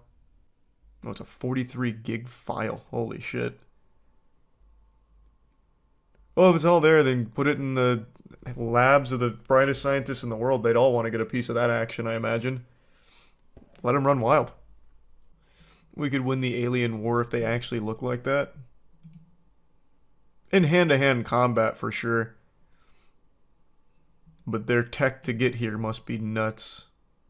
So now let's go ahead and break down what we've seen here. Judging from the bodies, they're not that large. They're not, like, imposing in stature. I actually feel confident that I could beat them in a fight, whereas normally the only age group I'm comfortable at beating in hand-to-hand combat is ages 12 and below. I feel like there's just not many children that would beat me in pugilistic combat, and I feel the same for this alien race if they're all about that same size. And who's to say that these aren't like their elite warriors and the normal aliens could be even smaller? Like, I feel like I'd have no problem just wiping the fucking floor with them, just feeding them knuckle sandwiches out the wazoo. So that's nice. That makes me feel a lot more confident should this be a real alien, and they all look like that. I feel like we'd have a really good chance if it came to, like, fighting them with our bare hands. Now, apparently one of the aliens also had eggs inside of it, so I guess it was pregnant. Maybe it's possible we could dust the cobwebs off and hatch those puppies ourselves. That would be pretty wild. But now anyway, you've heard from the dumb Neanderthal, Charles White Jr., but let's hear from the preeminent expert in alien research, Charles White Sr. I've given you my perspective. I don't necessarily believe this, but I'm going to withhold full judgment for the rest of the world's scientific studies on these bodies. Hopefully those results and those studies will be conducted soon. But let's see what my dad had to say. Me. Hey. What's up? You look at the alien corpses? No. Where's that? How have you not seen them yet? Go look at them right now and tell me what you think. I'm working on the Top Fuel dragster. Well, the Top Fuel dragster can wait. You gotta see the alien corpses. I need an expert's opinion. Why do you care? Because you want to make fun of me? I'm not making fun of you. I just want to know what you think about it. So where do they claim they got these things from? The Nazca lines. They claim they're 1,000 years old. Well, I know all about the Nazca lines. Yeah, I knew you would. They look awful small. I mean, to me, it looks like a fucking paper mache rock or something. So, you don't think it's real alien evidence? I don't think it's real. I mean, not to me. That's not real alien evidence. That could be any video. Hell, I could build that myself. With some paper mache. Okay. Alright, so this one does not have your stamp of approval as legitimate. No. But all the other shit in the world does, like all the construction and all the other stuff. This is like, I don't know. This is too phony to me. Alright, so it's not as convincing to you as Puma Punku and all that. Fuck no, not even close. Okay. Well, you heard it here first. If my dad doesn't believe it's real alien evidence, then dag nabbit, it's just not real alien evidence at the end of the day. So he's not super convinced of it. He's of course going to keep his finger on the pulse, as will I. Since they are inviting the rest of the world to study these mummified remains, I'm hoping that we'll get some conclusive yeses or nos on if it's extraterrestrial or not. I feel like that shouldn't be super hard to prove if it's a fucking alien, if it's something that we've never seen before, and, I feel like that'd be kind of easy if it's all real, but we'll wait and see. Either way, it was still just a wild development from out of nowhere, so definitely wanted to talk about it. That's really about it. So, yeah. I'm very convinced that Jake Barber is a... That guy actually has a voice that sounds like AI. I thought I clicked on one of those AI slop channels. And it's quite clear everyone's taking his information very seriously. The big question is anybody going to do anything about it? Yeah, we're going to go to war with the aliens. The alien subreddit is already clowning on this. The evidence is a chicken egg. Man, you made me think this was real. What? You're telling me this guy's evidence of aliens is a chicken egg? Oh yeah, you're right. The subreddit is clowning on him in a big way. Where can I see the evidence that he submitted? Where is it? Where is just like the video itself? Wait, these are the actual photos? These aren't memes? No, that's definitely a meme. I want to see the actual evidence that he submitted. Is it? You're telling me this is it? This isn't a joke? Oh my god, you're right. NewsNation has independently obtained No, it looks like he's taking this very seriously. How have we gotten this stupid? The NewsNation UFO sling clip looks fine to me. It seems like classic sling load system used in underslung operations. Just thought I'd share. Brother. I'm gonna grab you by the shoulders here. and shake you back to reality. I gotta wake you up from this dream you're in. That's not real footage of an egg-shaped UFO. That's footage of egg in a duct tape. Gee, man, now I sound like a fucking moron. It's a video of an egg wrapped in duct tape. Weather balloon. Why wouldn't aliens have Why wouldn't aliens have egg-shaped ships? Saiyans have ball-shaped ones. Checkmate. You're fucking right. Kakarot's in that egg. No, this is a real news story. I am just as surprised as you are. When I first looked it up at the beginning of the stream, I thought it was a joke. So I kept missing the actual video, the actual footage, because I thought it was someone just clowning on it. They are running this as if it is 100% legitimate. Here, you know what? I already got the subreddit open. Someone actually just recreated it almost 1-to-1.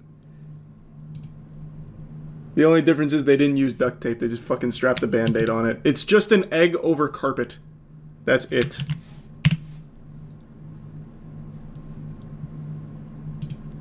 And this guy didn't have, like, night vision. He just he had a green filter. No way people believe that. Pretty much nobody does. Not even this subreddit. Like, the subreddit is making fun of it in a big way. I don't think there's a single person on the planet that would see that and be like, holy shit. This is eye-opening stuff. This is the most Reddit thing I've read in a while. I just got lost in this pretentiousness. Apparently everyone has had the exact same response to the News Nation special report, which is to post their disappointment and ridicule as to the footage that was released. The effect is to render laughable any opinion contrary to the fire hose of insults that followed the airing of this segment. But that effect is neutralized as soon as the mechanism behind it is illuminated. The driving force behind this tsunami of bad faith reactions is a coordinated ridicule campaign. It's the same tactic used by government Fife Symington following the Phoenix Lights incident. It's the same tactic used against Pulitzer Prize winner John Mack of Harvard when he dedicated his career to interviewing abductees. In the light of history, it is obvious that ridicule is the only real tool available to architects of the UFO cover-up, which has hidden the very nature of reality from taxpayers for the better part of the last century. You are free to consider the question of non-human intelligence without fear of any real and meaningful damage to your reputation or mental health. Ridicule campaigns like the one currently consuming the sub have failed, and recent polls suggest the public is keenly aware that non-human intelligence exists and has been interacting with humanity for a very long time. As the great Bobby McFerrin once said, "Don't worry, be happy." We're not alone in this existence, and that knowledge is more joyful and curious than it is fearful by a mile. Enjoy it. Updoots for you, sir. I tip my fedora, gentle sir. Reddit Platinum! Brother, it's a fucking egg! It's an egg! It's not actual footage of an alien or a UAP whistleblower. There's been so much actual credible evidence that has come out, you don't need to defend all of it now. This is hooey! It's fucking barnacles! I'm just a regular-ass stay-at-home dad that follows this stuff. I have no skin in the game, and I'm certainly not working for the government. That video was cool, I guess. Man, how is it cool? One of the clearest images.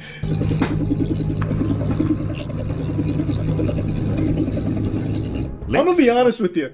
I've heard a lot of helicopters. Like, that doesn't even really sound like a helicopter. That sounds like a fucking lawnmower that they put like a stock propeller sound effect to. Nothing works here. It's a fucking egg. It's like a fishing rod and it's carpet. That's clearly carpet. Let's freeze frame here to look at one of the clearest images of a UAP ever taken. This is no so blurry light in a distant sky. You know what? I'm changing my tune. I agree with this guy. That video is cool, I guess. As I posted elsewhere, the real info wasn't the photo of the egg. It was the guy's testimony about coming into psychic contact with something and the illness suffered by himself and the other men in the crew. For some reason, that's being completely ignored by everyone in favor of just ridiculing the egg. Proof will never come in the form of photos or videos. They're too easy to fake now. Testimonials are all we have along with our own potential experiences. Yeah, you can't fake testimonials. Those are bulletproof. Did I ever tell you guys about the time I psychically connected with Ariana Grande and she gave me a lap dance in Fortnite once? You aren't being fair to the egg. We need an expert. Call your dad right now. Let me see if he's awake. I'm gonna send him this egg real quick. Give me a second. It's midnight, so they might be asleep. He might believe it. Nah, there hasn't been like anything recently my dad's believed in for the alien stuff. He believes in like the actual, like, some of it's very far-fetched, but like in terms of recent evidence that comes out, he believes in like the actual like footage from, you know, the pilots, the one from the ship, that kind of stuff. Like the ones that are actually interesting and have real merit. This, I think he's just going to think I'm making fun of him. Did you hear that the Las Vegas alien body cam video is apparently legit, according to expert examiners? Who are the expert examiners? Hey, this is my Uncle Steve. He said this shit is super real. Like, who do you even call in? The scientist from Independence Day that gets strangled to death? Yeah, they didn't even contact my father, so I already doubt these experts. Las Vegas alien videos previously missed detail proves authenticity, expert says. You can't deny it. Watch me. Boy, do I have some cold water to throw in your face, expert. Let me take a peek. Oh my god, wait, it's this old one. It's the old one. This whole load of baloney. This load of barnacles.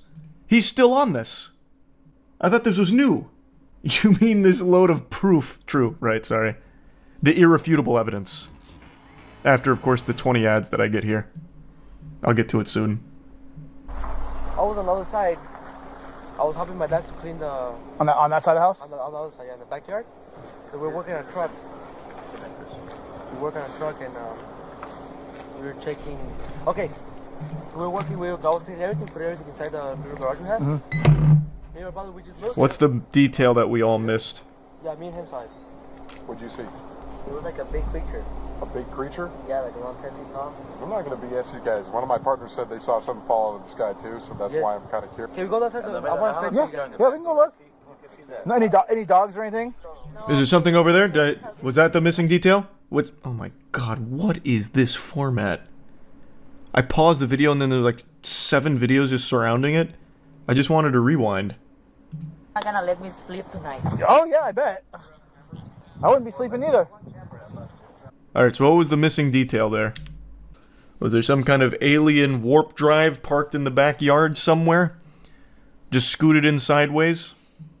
When a Las Vegas family told police they saw something not human in their backyard, they were not lying. A veteran crime scene recreation expert said.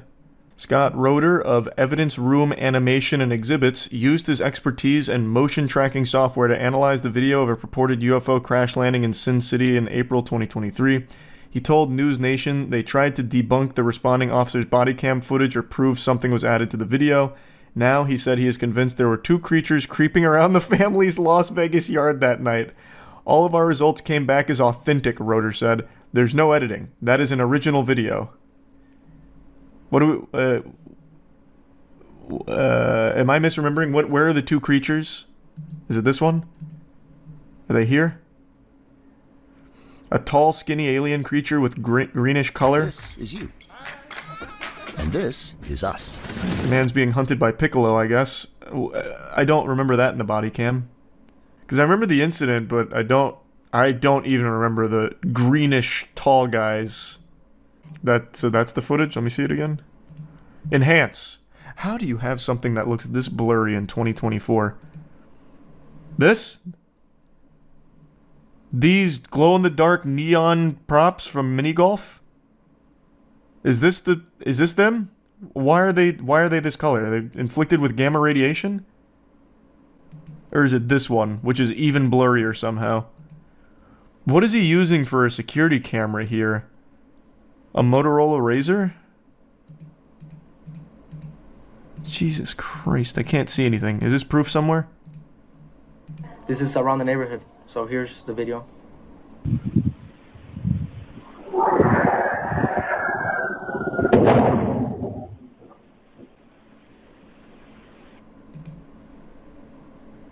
So it's the audio. Why would it do that? I guess if it was really mad if they crash landed, like, fuck! And then he kicks a trash can. ¡Ay! ¡Permisor! Calmundarela, me canceles var eso. Kylo, Cherro, que chitica. Kylo, Cherro. Are they in the sand? Did they bury underneath? Like a little crab? What am I looking at? What am I looking for? Are they in the RV? Maybe I missed something important in the sand. Hold on, what does he say about it? But Metro... So they went in the backyard and one of the officers pointed at the floor and it was a perfect circle. Here's a photo of the circle I'm referring to. Who gives a fuck? And that is the furthest thing from a perfect circle I've ever seen. That's very oblong. That's like edamame shaped. Come back, don't call us, all right? Deal with it yourself. I ain't dealing with that. Yeah, this is all old. I remember all of these. So what is the irrefutable proof that we missed? I don't understand. So this guy ran simulations to prove that there were aliens in his backyard that night? What kind of fucking simulations? Did he go in Blender and make a game out of it? What do you mean? Roeder pored over the footage and watched it over and over until he finally spotted what he missed every time. 2 beings in the video at the same time, he told News Nation's show Banfield. Using motion tracking software that zeroes in on the source of motion, Roeder said he attached motion to a figure in the background to show that the movement of the shadow reflects the movement of a body that is attached to the head. We don't believe it's a floating head. We believe it's attached to a body, and the motion of that head from right to left is consistent with the motion that we see between the slats of the fence. The story has been fiercely debated since the streaks of lights lit up Las Vegas sky April 30th, 2023. Alright, let's take a peek at the irrefutable evidence that we all missed. So this is a very slowed down screen recording I took, and I know everybody is trying to find the aliens in front of these guys, but I noticed something insane, and I want everybody, my 2 friends who will watch this, to take a look down, pay attention to 2 areas. We're going to look down here on the bottom right behind their fence and right up there, but we're going to first start down here because I found something crazy. Okay, so I want you to pay attention to what I believe is the creepiest part of this video. And I'm going to point out 2 things you need to pay attention to right here, which is the head. And if you look really close, there's actually a shiny black eye. It's that alien that pops out of that dude's chest in Total Recall. He's here. Hand. That, I believe, is some creature, non-human, crouching down. And that was its eye I just pointed at. And I want you to pay attention to what appear to be fingers running up the fence, as if it's kneeling down or something and peering out. And then there you go. See the fingers? And I think I go back and forth a couple times here, but it looks to me like... Yeah, it's massaging the wood. There's a little other, or a big creature looking through the fence on the bottom there, crouched down. Whoa, this is irrefutable. And then there's the fingers going right up. How did we miss it? Down, up and down. Just looks like almost a human hand crawling up the fence. And at the very beginning you see... You get it. Well, now I feel like a damn fool after seeing really this. What's interesting about this is... I'm assuming this isn't what Scott Roeder is saying is, like, irrefutable, completely authentic. Because apparently this guy's some kind of expert, and I don't think that would be the video. Because that is the stupidest shit I've seen in a minute.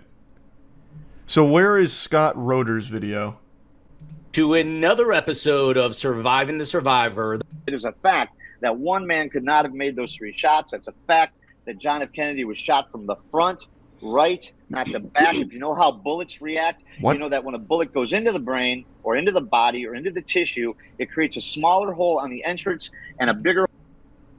What does that have to do with the aliens? Is he claiming aliens helped assassinate John F. Kennedy?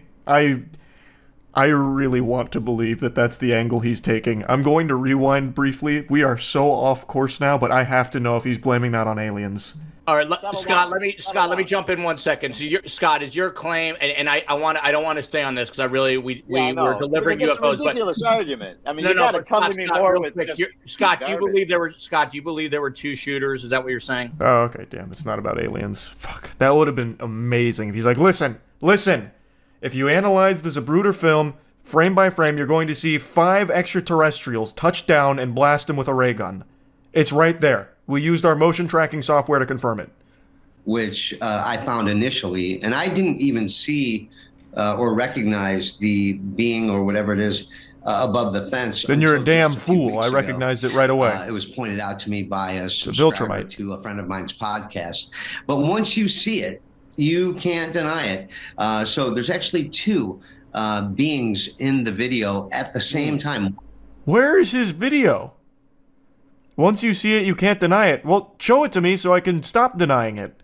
Where is it? This is like the most nothing fucking video of all time. Like, actually, it is like the most fucking nothing video to hyperanalyze. Oh, we talked... So here's good news for the alien enthusiasts. While there's still no evidence of aliens having visited us anytime recently, there is evidence from a Cambridge scientist who found the markers of life on an exoplanet, I think it was 50 light years from us. What was it? Disulfur monoxide or something? And it's only found from life, I believe. Yeah, I think it was disulfur monoxide. I already fucking forgot. But whatever they found is only present in life. Only produced from life forms. So, that's big news. That's very hype. It was 140 light years? Oh, I thought it was 50. Whatever. That's still cool. We can take a video and look at whether or not there is an artificial artifact added to it or not. And in this case, Why are you having this alien teabag these gentlemen? What in the fuck does that prove? Can definitively say, to a degree of scientific certainty, that this entity, this thing in the video, is there in the physical reality in which the Kenmore family is also there. Like, this is so critical because you can clearly see through the slots in the fence that there is a leg motion moving from the right to the left side of the screen. And clearly it is behind there. It's just what you were able to determine, that this shadow being, or this being... Did he, like, boost the shadow? Because now I can see the shadow for the fucking first time. Let me go back to, like, an old one now. I can finally see that shadow that they're losing their mind about. So he must have really, like, bumped it up so it was more visible. In the shadows, possibly creating its own shadow, or smoky filter, or cloaking technique. Technique? You think this guy he's like participating in the Chunin exams? He's using ninjutsu? Cloaking technique, brother, it'd be like cloaking tech, and I don't think it'd be casting a shadow. That'd be really inefficient. That'd be like the worst cloaking tech ever. Turn yourself into like a new character in Super Smash Brothers you haven't unlocked yet.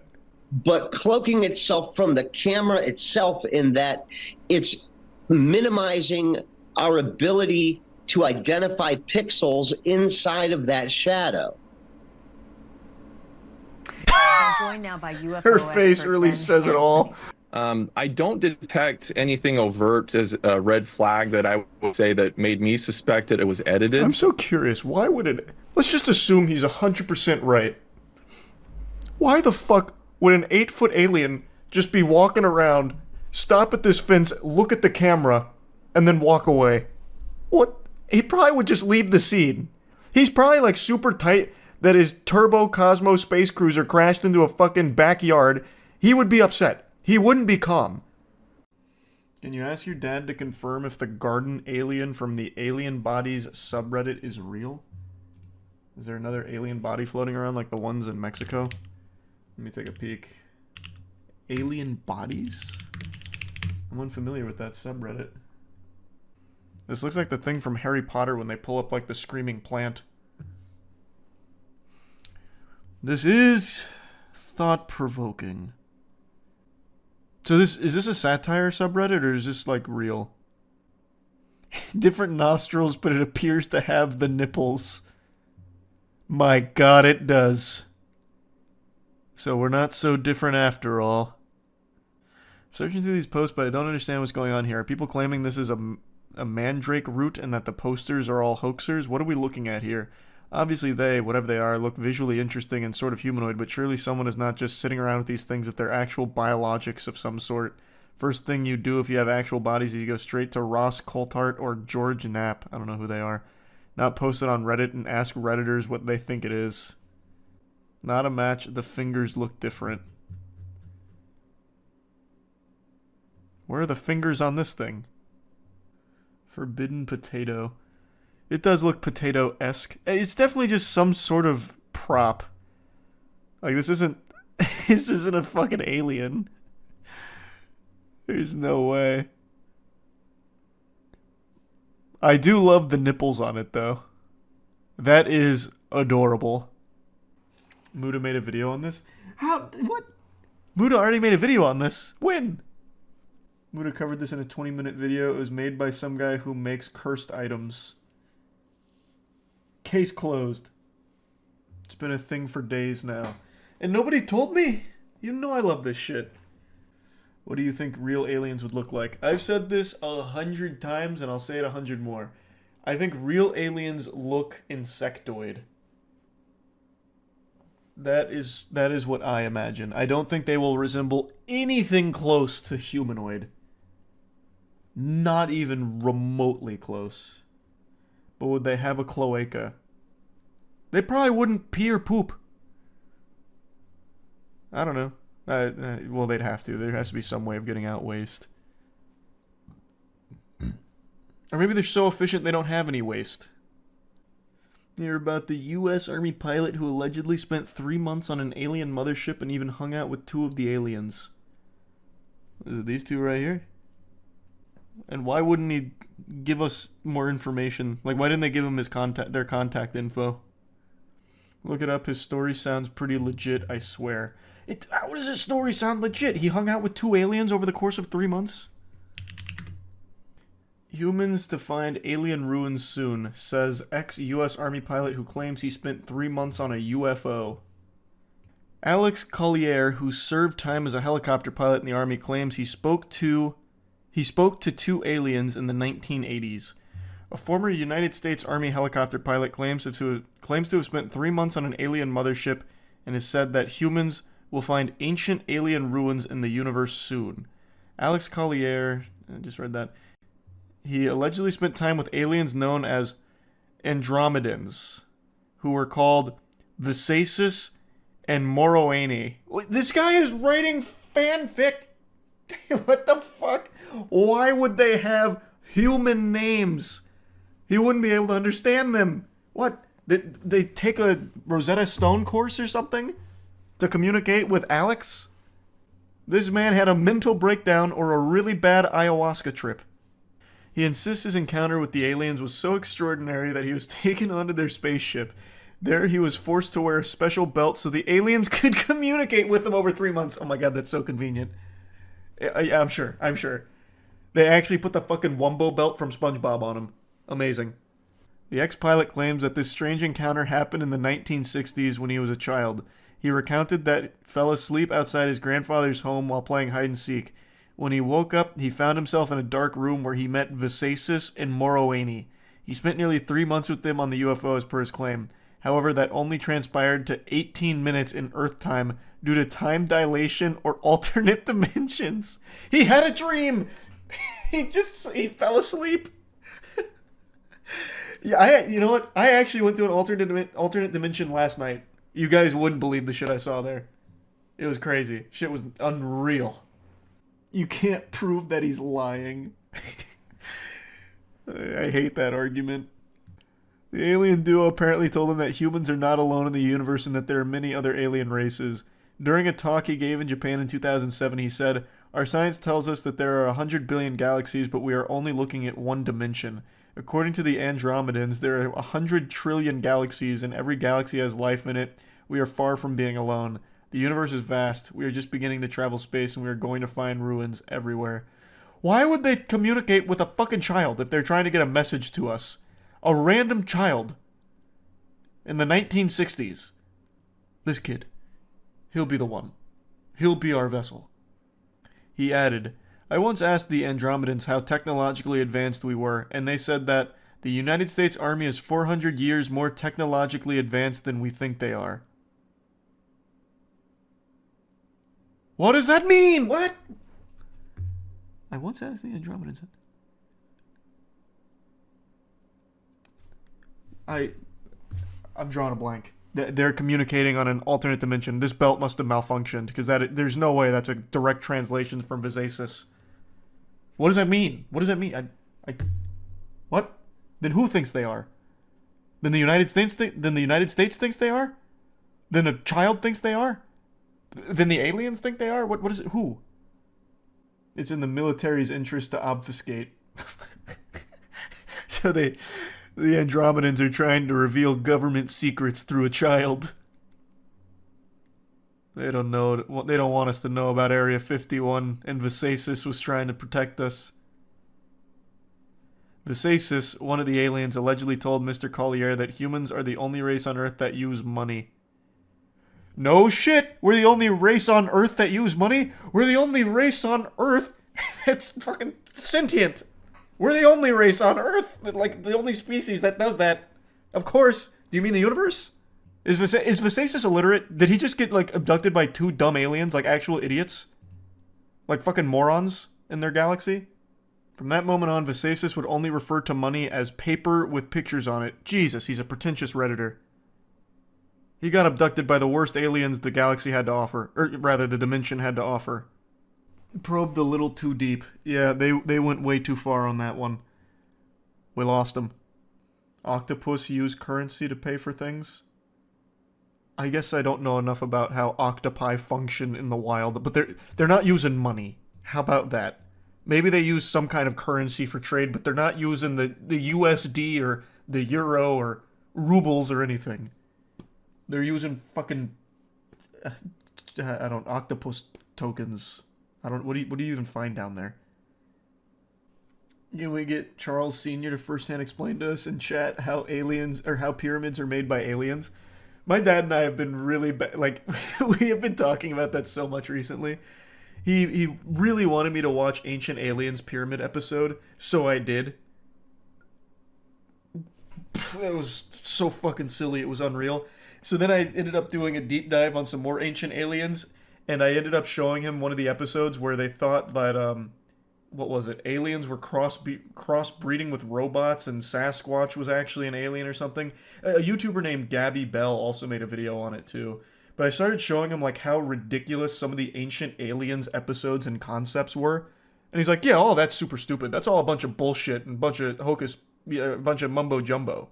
But the pyramids, they're absolutely right about. They know their shit when it comes to the pyramids. I'm like, Dad, what the fuck? 99% of the things they say you disagree with, but the one thing there you think they nailed is the pyramids being built by aliens? He's like, yep, absolutely. They know their shit there. It's sad how ancient humans are so much underestimated. I tried to tell him that. My dad really believes that ancient civilization was just a bunch of fucking bumbling fools. He's like, there's no way they were smart enough to even know what a pyramid would be. And I'm like, Dad, they weren't dumb. They weren't stupid. Like, we came from them. Like, they obviously had some level of advancements. Like, there's so many good astronomers back in the day. Like, they were smart. Like, they were smart people still. He's like, nope. Dummies. Bunch of dummies. And, like, the reason pyramids got built in the first place is because a pyramid is, like, the most structurally sound structure you can make, which is why there's so many all over the world from ancient civilizations. But he refused to take that answer. He's like, nope, they wouldn't know that. Aliens taught them that. I'm like, damn it, Dad. No, they didn't. Didn't someone make a really primitive computer in Greece or something? You're talking about... It is Greece. You're talking about the, oh, what's it called? What was the name of it? Yep, here it is. The Antikythera mechanism. Our society could look a lot different today if this was able to continue to be built upon. This is an extremely advanced piece of tech from back in the day. I remember we watched something on this a long time ago. Does it use Windows? No, it's Linux based. This shit was crazy. I recommend checking it out, looking into it a bit. I think it was the BBC that made something on it. Flintstones tech. Hey, it was some sophisticated Flintstones tech though, brother. Imagine ancient humans were able to build 4090s. I really think society today would look so different if this was able to keep being advanced. It was way ahead of its time. It's time you and I have a very important talk.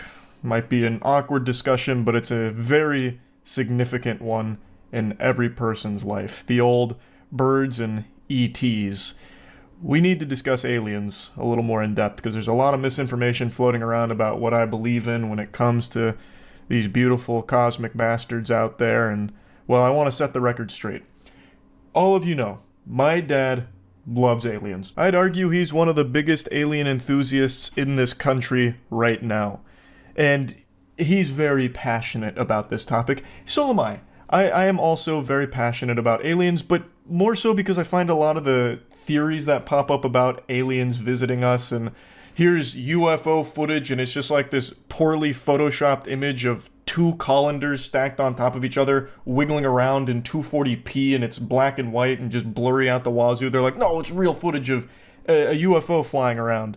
Like, I laugh at that kind of stuff. Or like the alien bodies that keep being discovered. Like the fucking potato alien from 3 days ago, where people were convinced there was an alien in someone's garden because they had this like interdimensional cosmic abortion that just plopped into their garden. They're like, look, finally, irrefutable proof to convince all the doubters. We got an alien body.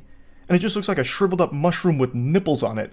Like, that does not look like an alien at all. And you also have to ask yourself the question, if an alien race is advanced enough to reach Earth, it means they've cracked faster than light travel, one, so they're already well beyond our comprehension technologically. How the fuck would they just crash land here and end up in someone's garden? Do they just come to Earth to die? Like, alright, we'll take the space cruiser out, I'm looking for a good place to just die. I'll choose Earth, and this one random person's garden seems like a nice spot. It just doesn't make sense. It's not like it's just going to be some freak accident where they crash into Earth and die, and our weaponry certainly wouldn't be effective against something that technologically advanced if they're able to visit us. It's just illogical. Like, that kind of stuff makes me laugh. So when it comes to aliens, I'm very passionate because the comical nature of it is unmatched, really. But I do still firmly believe there's alien life out there in the universe. It's too big for there not to be, in my opinion. I just firmly don't think they have ever visited Earth. Ever. My dad does not agree. We don't see eye to eye when it comes to aliens.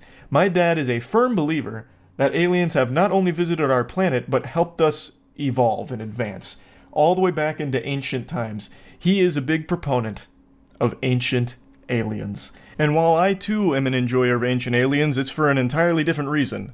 It's because I think it is very entertaining because of how outlandish it is.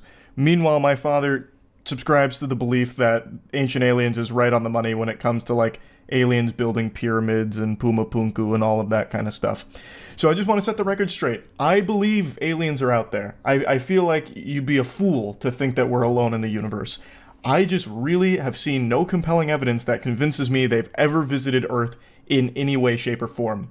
But my dad very much disagrees. And he wants to do some kind of, like, panel where he tries to, like, really convince me of it. Like, he wants to put together, like, a video showcase of it, which I've encouraged him to do because I think it'd be amazing. But we haven't done that yet. I also went a little bit deeper on stream about, like, my dad's alien beliefs versus mine, so I'm just going to go ahead and play those clips. I just don't want there to be any more confusion, because I keep seeing people say that I don't believe in aliens or something, or on the other side of the spectrum, people saying that I believe aliens helped us build the pyramids and fucking blessed us with fiber optic internet or something, like all kinds of different things because wires are getting crossed here, because my dad talks about aliens so much, and I talk about my dad talking about aliens so much, and then everything just gets all, you know, confuddled into like this, you know, knowledge soup. So I just wanted to make it very clear here. But anyway, here's the stream clips that go a little more in depth. It's kind of already been cracked, but he just doesn't believe the official explanation because my dad, he's like an engineer, and he just really doesn't believe that people back then would be able to make these cuts on these blocks. And that's the thing he harps on a lot. He just really thinks people back then were stupid as fuck. He really does. He thinks not only were they stupid, they just didn't have tools to make cuts on stone. Well, at least cuts like this on stone. The H blocks. So how did they do it? According to my dad, the aliens did it for him. He doesn't have an explanation as to why. He just thinks the aliens came down here and just fucking started carving H on these blocks. He doesn't really have like a reason as to why. He just says, well, we can't know, they're smarter than us. And I'm like, damn, that's such an easy cop-out. If aliens did help make it, why the hell would they only use stone and not give early humans advanced metal or something similar? Are they stupid? That's what I said. Like, we're just... I'm basically just reliving like our arguments that we have back and forth, and they're not arguments, like they're good-spirited. But like I always say, if the aliens did this, why? And he just says, well, we can't know, they're smarter than us. Okay. And then I say, if aliens did this, why are they still using primitive shit? You could have easily made this out of like metals or something. And usually what he'll say is they want that the aliens wanted to teach humans how to do it, to help them advance or something along those lines. And I'm like, if they wanted to do that, why didn't they leave any other messages or instructions? And he says they did. It's called the pyramids. They're perfectly aligned with Orion's belt. It's their message to us. And I say, what is that message? He's like, well, we don't know. They're smarter than us. We can't possibly know. I'm like, well, it's a fucking very ineffective message then, isn't it? Used to watch Ancient Aliens back in the day, bro. The shit they come up with is hilarious. They unironically said the Bible story about Jonah being swallowed by a whale is false. He was actually abducted by an alien submarine. We talked about that yesterday. Yeah, my dad fully disavows 99% of Ancient Aliens, but really believes that they know their shit when it comes to the pyramids. And I guess Pumapunku by extension, because they covered that. They have a whole goddamn episode on, like, Sasquatch being an alien, or dropped off by aliens or something. I already forgot. Have you heard of the Intergalactic Federation? That's kind of part of the secret space program. They're adjacent. But yes, I am familiar. This even got referenced in 2020, if you guys remember this.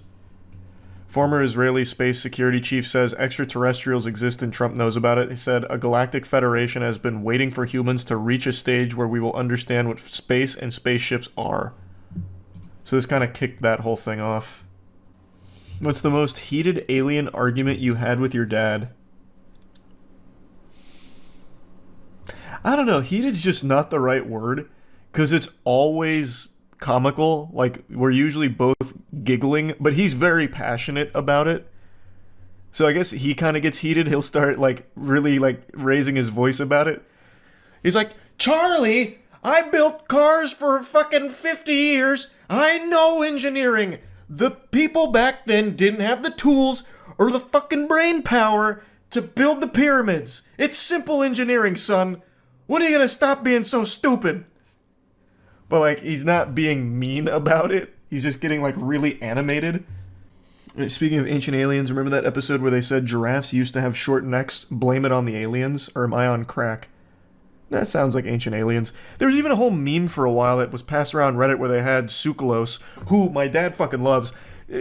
Before I, like, watched more Ancient Aliens outside of the homework he assigned me with the Pyramids episode, my dad was like, Charlie, you gotta look at this guy. His name is Giorgio Sukalos. He knows his shit. And then it turns out he's the guy from all the memes where he does this and it just says, aliens. He's that guy.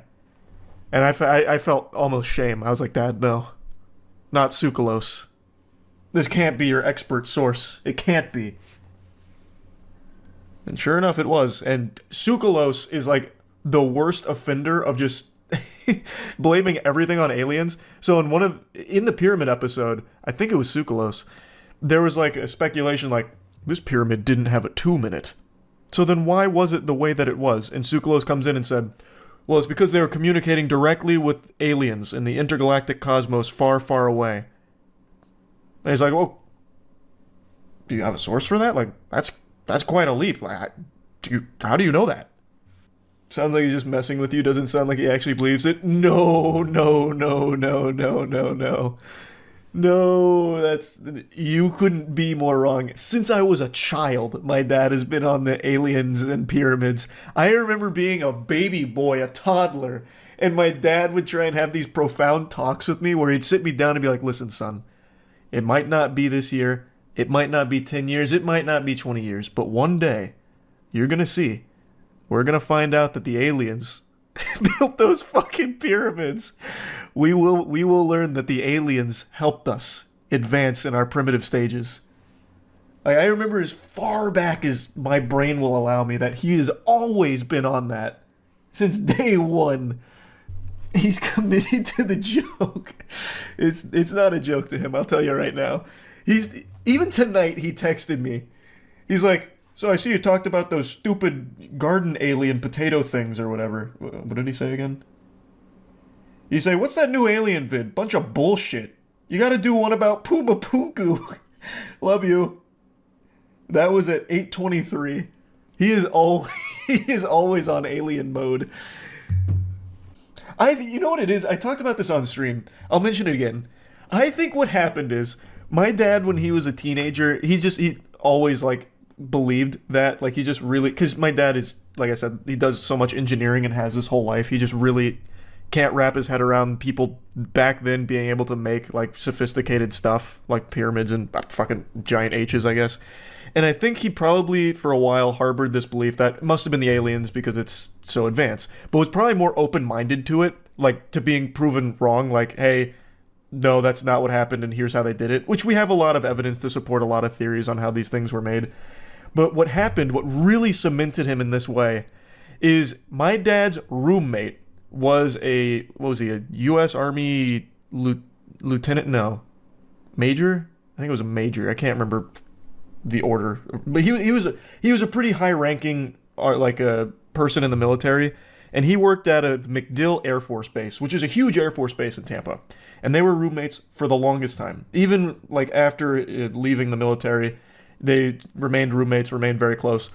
And he was an alcoholic, unfortunately. Very sad set of circumstances. He was not in a good way.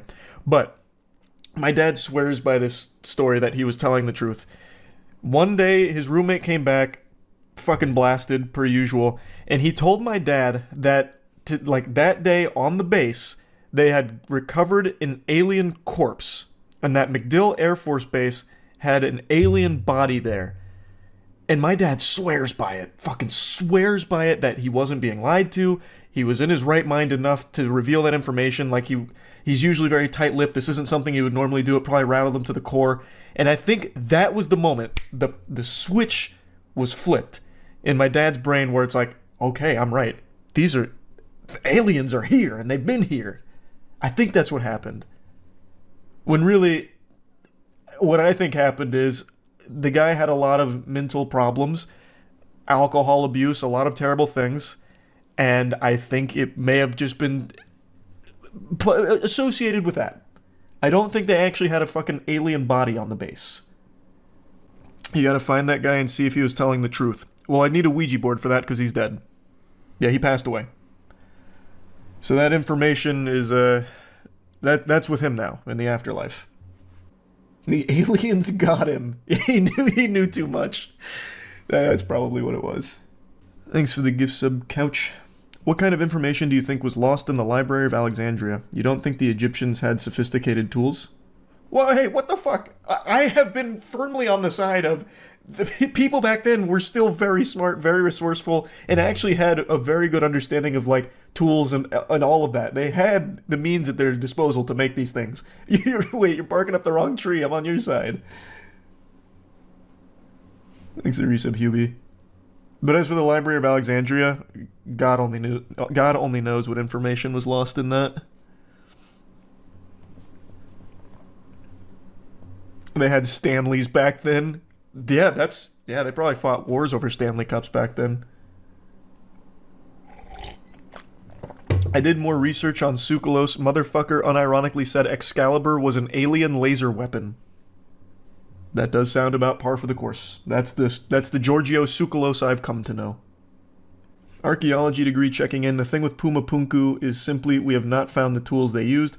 Look up Cyclopean masonry. Ancient Greeks and Romans saw these walls of huge, perfectly fit stones and figured, surely only Cyclops could have built this. 1,000 years later, we figured out what tools they used and decided the OG theory was cringe. Well, from what I recall, and it's been years since I bothered digging into Puma Punku, they actually did find the molds for tools they used to carve out the H blocks, and the tools, like the molds, what they were making, would be able to make those cuts. So I don't think there's a lot of mystery left to it, from what I remember. You ever wonder if there was a case that we did see actual proof of alien life but just wrote it off as fake because it looked so unbelievable? I don't think anything that the general public has ever seen was alien, like real alien life. But I do think there's probably been, like, maybe something through, like, one of the, like, I don't know, maybe the James Webb Telescope or something that they've seen. It's like, oh, that's like actual alien life. that they just haven't published. That's what I think. I don't think there's anything layman like you and I would have seen. Does your dad believe in the Men in Black? If so, what are his thoughts on them? No. The statistics of there not being alien life is unfathomably high. Is unfathomably higher than the statistics of there not being life. The chances of us intersecting is also astronomical. I've said a million times, I firmly, truly believe there's alien life out there. I just don't think it has ever crossed paths with Earth. I really don't think that's happened. Ever. Do you by chance know about the signal that came from space in 1977 that we never really found out where it came from? Oh my god, not the fucking WoW signal again. We're not going down this shit. We're not doing this again. We've already covered the fucking WoW signal. Not again. Next we're gonna get into warp drives or some goofiness. No more. No more. We've barked up that tree plenty. Have you heard of Teotihuacan? It's an ancient city in Mexico that ancient aliens believe is an alien computer. Their proof is that it looks kind of like a circuit board. I'll be the judge of that. I know my way around circuit boards. I'm guessing this one is the most circuit board-esque. Maybe there's a reason why aliens don't visit. Like, what can they do with a bunch of old dinosaurs? Thanks for some spaghetti. There's just so many different ways you can toss around that thought experiment. I just think faster than light travel is probably just not cracked by any life right now, would be my guess. And even if it was, I don't think they would touch us. They just be no reason to. They wouldn't need anything from us. If they have faster than light travel, we can offer them nothing. Except memes. And OnlyFans, I guess, if they don't have that in their world. Search the Teotihuacan alien computer. It shows a comparison with a real circuit board. I didn't need more convincing. I already bought in, but sure. Those bastards. They hid their circuit board in plain sight. And they thought they'd get away with it. They thought they were slick. Don't show this to your dad. I don't think my dad would believe in that one. Though I wonder if I, like, dressed it up well enough. Like, Dad, you know, we may not see eye to eye on all the pyramids and stuff, but what do you think about Teotihuacan alien computers? And he'd probably hit me with question marks and be like, check this out. I saw this today, and it turns out this entire place is a giant alien circuit board. And I bet he'd be like, I told you! I knew it! I'd maybe just need to put it in the right context. Because I feel like if I just came at him like, what do you think of this? He'd be like, it's kind of baloney. But if I let in like, I'm starting to believe it, he'd probably be like, okay, this might be some good shit. You gotta start making up your own conspiracies to convince him, hire some artists to create some fake images for you. That's just diabolical. That is something I wanted to do on Facebook. I think it was about 5 years ago. And I was getting pretty serious about it. I was drumming up my own conspiracy, and I was going to hire some artists to start putting together like a lot of material for it, and I was going to start spreading fake conspiracies on Facebook for fun. But I ended up not doing it. There are many planets that look like they can support alien life. What do you think they'd look like? Again, insectoid. I said it yesterday. I think they'd look insectoid. Like, I don't think they'd be fuckable. I don't think they'd be hot. I think they'd just look like bugs. That guy's got the fucking iron jaw right there. We are the IL. We are the IL. We are the IL, and we would like to be of service Holy to you shit. today, if we can, in any form, in any Looks way like the you Crimson wish. Chin out here. That we're going to be having consensual sex with these extraterrestrials. Fuck yeah! When do we go to the Citadel with, you know, all the other races, sort of, Krogans, blend Solarians, of- and shit? From what I understand, they view us as basically completely insane. When they see us, I can't imagine why. like death, If aliens are they find actually it talking hilarious. to us and And this when is they their see us, vessel, like, running I around imagine like they have the Hector's worst Pickens, impression of just us. to create money himself to me as Tahini Ra. He's almost like This me. guy's not even like an alien It's quite whisperer. weird He's when I like first a saw it, Tinder it was for like seeing me aliens. and another Like he's person. our And Tinder, so, yeah, and the aliens are swiping left on us, unfortunately. in a way like that. But what I'd like to talk about today is how it affected my consciousness. Do you have any spiritual proof? transformation I went Sorry to through use as that a word around these result parts, but of this contact how do I know you experience. actually I contacted the hesitate to call it a Yayeli? result of the contact. Bringing in the Yael, bringing in the Yael. Oh, he raps. Stars, on earth they will dwell. Bringing in the Yael. Move over, Lil Nas. We got a new #1. Get out of here, Old Town Road. I'm gonna scroll down and I'm gonna see Juice WRLD commented. Greetings, friends of the universe. Today we are going to talk about the Yael extraterrestrial race. Who are the How many of you Yael? knew about the Where do they Yael? come from? And You guys what were is trying to their keep this a secret connection from to me, our weren't you? planet? You didn't want me to open my third eye. They are part of our galactic Where did you family guys get and these? very similar to us Did they send in you their this physical picture? appearance, together with full and graceful race of hybrid beings, which consider us as Now, this their is like an creators advertisement and for parents, Christian Mingle. Since our DNA is the It's like a primal Lita component Battle Angel in their eyes and biological shit. makeup. That are part of their collective as What well, is this pose? which can be a little more different than Did they us catch a in appearance. mid-Fortnite dance? Just keep. Expectancy is around 300 years. They're only 5'5"? They have 5 fingers on their hands. Fuck, fuck and 4 humans. toes. I'm going They for have Yael ears, girls. thin lips, I'll be a and god large amongst eyes them. With larger I'm pupils 5'6", than bitch. humans. Oh my god. The eye I will color, rule the in general, Yael. is green or blue, but Take there it are easy, other colors Earth as well. virgins. I'm out. The Yael extraterrestrial are beings that are connected to the infinite. In that connection, Isn't that they just want like a us to bad understand Second Life that there are avatar other for the forms lady of from life, Lord of the not Rings? only that of the Yael, Sasani, The omniscient and elf lady that I'm Pleiadian blanking human on her name. civilizations. They help us realize the Oh, magnificent man. and loving beings that we actually are. Here's another dank Lord of the As Rings connection reference. That looks between like us Gollum. humans and the As a Yael Yael, of civilization course. unfolds, Actually, it they just will looks like share Gollum, more really. information about their No history, Yael DNA our found there, history, just and Tolkien more DNA. information about where we come. This is the Yael symbol, with which can be used to access the Yael collective consciousness. How the By fuck do you focusing use that or symbol to meditating access on the this symbol, consciousness? Put you it in are Notepad? inviting, calling, And then I just and have like a connecting fucking with them. acid As drip they into their say, consciousness? We now have access to You achieve download the contact. app. They chose the Yeah, I symbol scan the because it Yael QR represents code to the jack idea in. of a It's the only triangle. way to communicate with them. A triad as unfinished and incomplete. They say it symbolizes Okay, everyone try the idea visualizing that they symbol will and not see if you be can communicate complete with them. until they are reunited. Ah, don't with come in their your pants human too hard. family, which is not only Oh, I'm us, getting the a Earth conscious humans, signal but from a also Yael. other human They're races. saying they won't come If you until often everyone see subs the to symbol twitch.tv/voicecritical. in meditations, deep mindful. This looks like a man that's channeled more than one Yael in his lifetime. Who are happy Don't to give us objectify the information Yael, they're more than and just aid us in titties. our ascension and spiritual growth, They're big and eyes, too. simply to exchange knowledge. We know this has been a long and hard journey for nearly all How do of I you. know this came It from a has been hard, Yael? bumpy ride, but there has been Do you have like a some joys signature along the signed way. Mr. Yael? We know Ishua that of the many of Yael, you are perhaps? tired, and some are on these limitations, and it is now started. In the year of 2012, What? you Oh, is have this what the reached Mayan the calendar was critical edge. predicting? Your planet just got The over end of 7 Earth billion because the people, Yael and make you us are come now too more hard or something? positive than negative. Nature. And with that in mind, dear one, in what way would you most enjoy moving Is he forward blind? together in They this say farewell Yael time? channelers actually willingly stabbed out their own eyes in order to only see the collective Yael consciousness. He's a hero. Familiar with the Earth humans in your planet?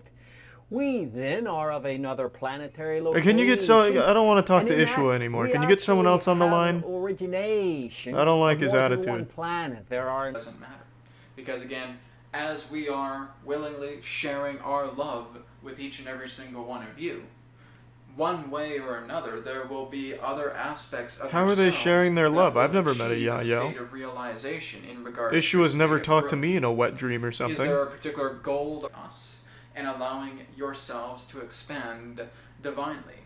Brad, just The whole hang up on idea- Adronis. Tell him I'm not interested. No soliciting. Let's go back to Ishua. This is commonly known as channeling. What is this? The Yael took a pedophile? They communicate to us through our sex offenders? Jesus. E.T. encounters, explore the fear. That's like a tagline for a WWE cage match. This Sunday, the Yael are bringing some fat boners to the octagon. Explore the fear.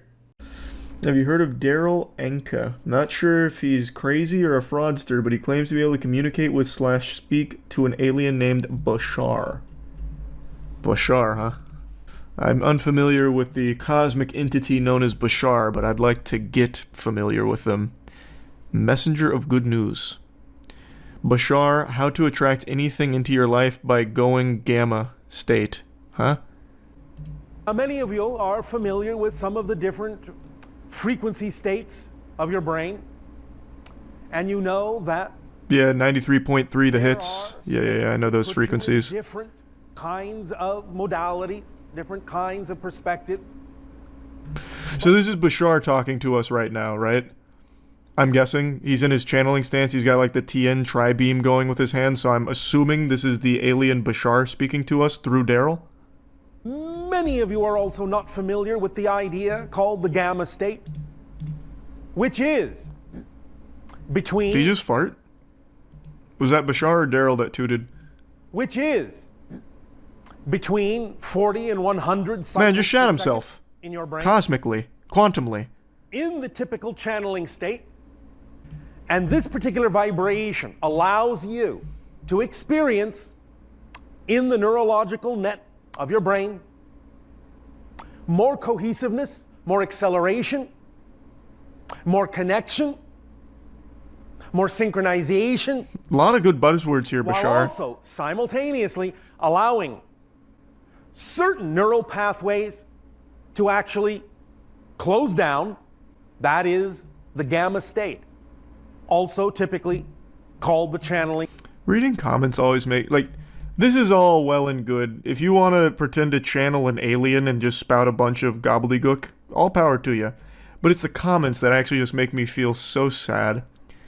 This resonates with me very much. Bashar says out loud what has been running in my head all along. Thank you for confirming that I am receiving the right information from my higher self. Oh my god, he's been teaching us how to access flow state all this time, which is something I've wanted for a long time. On top of that, he's saying flow state is the key to manifestation. Wow. It's like he's saying to a kid the key to life is to eat cake. Lots and lots of cake. Perhaps maybe I just don't understand the gamma state. Maybe I need to lock into flow state and then I'll be able to dunk on a 10-foot hoop. Perhaps I'm not being receptive to the wisdom of Bashar, the cosmic being. Wait, Danica Patrick has a YouTube channel?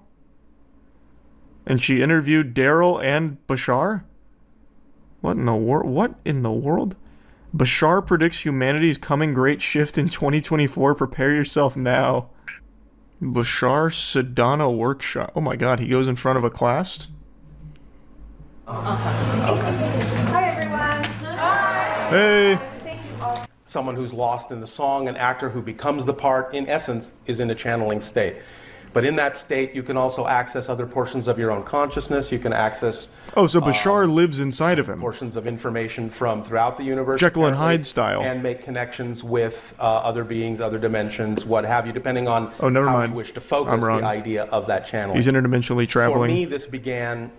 I received what I experienced to be a telepathic connection from Bashar and his people. Okay. In that one instant, an actual memory came back of having made an agreement with Bashar to do this before this life. Okay. I understood in that moment that the UFO had been shown to me on purpose to get me to go in the direction I needed to go, so that by the time it was time for me to fulfill that agreement I had made, I would be ready. And it's almost like the Rocco's Basilisk paradox. Very cool. Daryl, this is incredible stuff. What was the agreement? You'd agree to be his vessel so he could be a motivational speaker on Earth? That seems like a very underwhelming use of this cosmic being's powers. You're telling me that Bashar decides to use his abilities to just tell people to brush their teeth and eat well? And, like, have a positive mindset? That seems like a complete waste. Look at his website and his store. He's written 200 books since the 1980s. Jesus Christ, Bashar. You should show your dad this video. My dad doesn't believe in any of this shit. My dad just believes in the aliens building the pyramids. I don't know what to tell you. That's like the one, that's pretty much it. Like, this kind of shit he would absolutely laugh at. He wouldn't text me being like, Charlie, you hear what Bashar said today about our horoscopes? Isn't that some shit? Like, that, my dad doesn't believe in that. Can Bashar take over like Sukuna? I don't think so. I think so. He was describing the channeling state. I think he needs to get into the zone And if he's not in the zone, I don't think Bashar has like a door to get there. I don't think the alien planet is sending their best. Yeah, maybe Bashar is kind of like a dweeb on his home world. But to us, well, not to us. To Daryl, he's super cool. Bashar is really another entity, or whether it's a portion of my own consciousness or whatever. The altered state is real. The information seems to have the ability to help people do what they need to do to make the kind of changes they need to make in their lives. And for that reason, I figured that's reason enough to go ahead and see where this goes. I didn't expect that. He's like, oh, so it could be an alien, an interdimensional being, or it could just be some part of my subconscious while I'm conscious. No, I like the channeling community. There was another channeler I used to watch frequently. God, what was his name? He was the one that would channel the Yael. I'll just do that. He was the one that was like, you will send your best and brightest to school this morning. It's a very good day for learning. Blasting at you live from the Yael headquarters. That guy? Who was that? Does anyone remember? No, this isn't the guy. It was an older guy. Yael were very talkative through a bunch of different channelers, but there's one in particular I'm referring to, and I can't remember his name. No, it is him. He made a rap song about them called Bringing in the Yael. Thanks for your sub, Kev. I don't think it is, though. He was much older, unless the Yael de-aged him. Ones, we are of Ashtar Command. We are of the Pleiadians. We are of the Pleiadian civilization. Of the Pleiadian consciousness. Billionaire Boys Club. Isn't that Kevin Spacey's movie? Move through these ripples of time-space as your civilization, as your solar system moves into a new era of the galaxy, a new area of the galaxy, and a new We era moved to a new area of the civilization. galaxy? The idea is that there are time fields, time-space equations. Wonderful message. It repeated everything I've been seeing in my meditation. In your meditations, you've been seeing that we're changing the area of where we're located in the galaxy. That would cause such an immense change in daily life as we know it. That would be immediately recognizable. That couldn't just happen without us knowing. Oh, here we go. Bringing in the Yael. Music video with footage of Yael ship. Wait, this is huge. He's got footage from inside of their spacecraft? Bringing in the Yael, bringing in the Yael, our family from the stars, on earth they will dwell. Bringing in the Yael, bringing in the Yael. The kind of music to throw your ass in a circle to. Bringing in the Yael to get this party popping. I feel like I've actually heard this before. I think you're right. Rocking. You know it's a boat that desperately needs to be rocked. We may all come together, there will go the shadow government. And I know you're thinking retribution, but it'll be different. Let me clear up this confusion.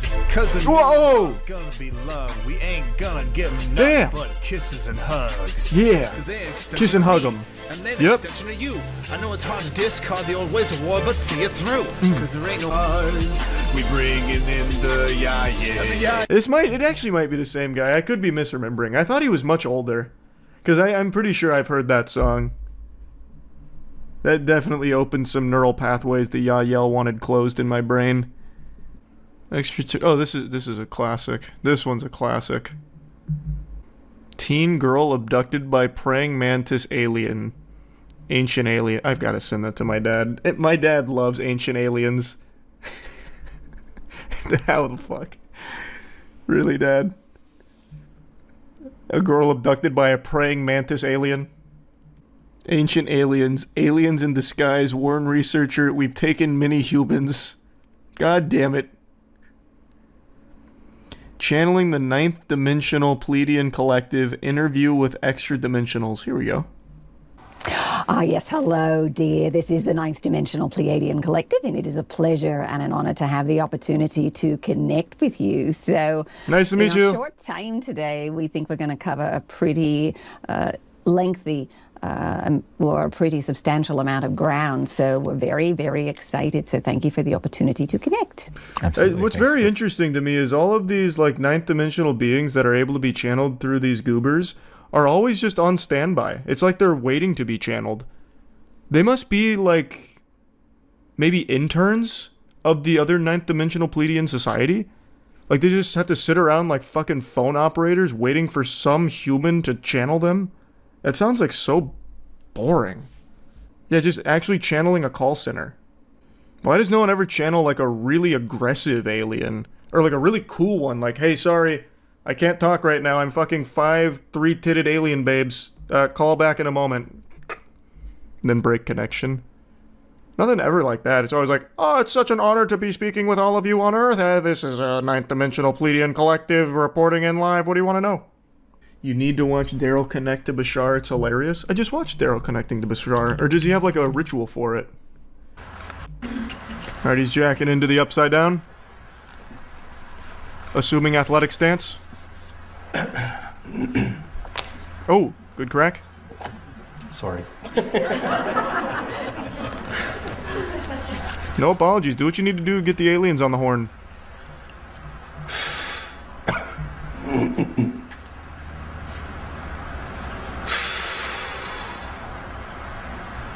Oh. Picked up a bad frequency there.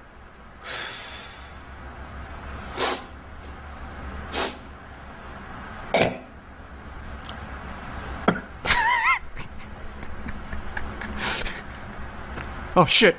We're losing him! He's going too deep! Bashar, let this man go! Where's the holy water?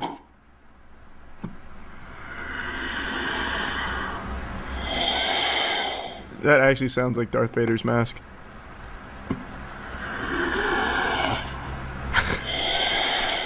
Holy shit. What cool noises.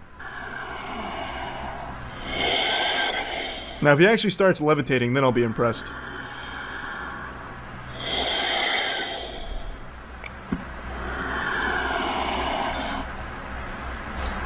No. Boy, I'll say good day to you this day of your time. Hey. How are you all? Don't yell at me, Bashar. What the fuck, man? All right, I will take that as an okay. Does he have an First accent? of all, we would like to thank each and every one of you individually, and all of you together collectively. I love how he put on an accent for Bashar this time, but then later on he got rid of it. He's like, I don't want to do that anymore. Bashar just lost his accent, his dialect. He outgrew. The old Yael guy you were thinking of is Sean Swanson. Is it? Hey, it's my boy. I think this is him, right? Yeah.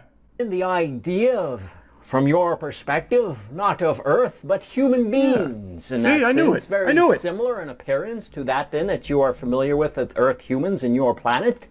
We then are of another planetary location, and in that we actually have an origination of... Why do the Yael talk like that? While most of you were sleeping soundly in your beds, having wet dreams, I was up tossing and turning all night, just eagerly waiting, like a kid on Christmas morning, for what the Pope was about to say in regards to aliens. If you're confused by that statement, it shows me that you're already so naive and it makes me sick. You're living in the dark, the deep state's controlling your mind, and it's time you break free. And let me be the guiding light to get you there. The Vatican had scheduled a live stream where they were going to go over supernatural phenomenon and even aliens themselves, potentially, according to many headlines. The live stream was slated for this morning, and as of 2 hours ago, that live stream happened. I don't want to get into spoilers, but this was universe-shattering shit. Let me first lay down the groundwork for the lore about what the live stream was supposed to pertain to, then I'll give you the debriefing on what happened. Here, the Pope is going to be holding a live press conference tomorrow to talk about aliens. We live in the golden age of aliens right now. The Pope is talking about aliens?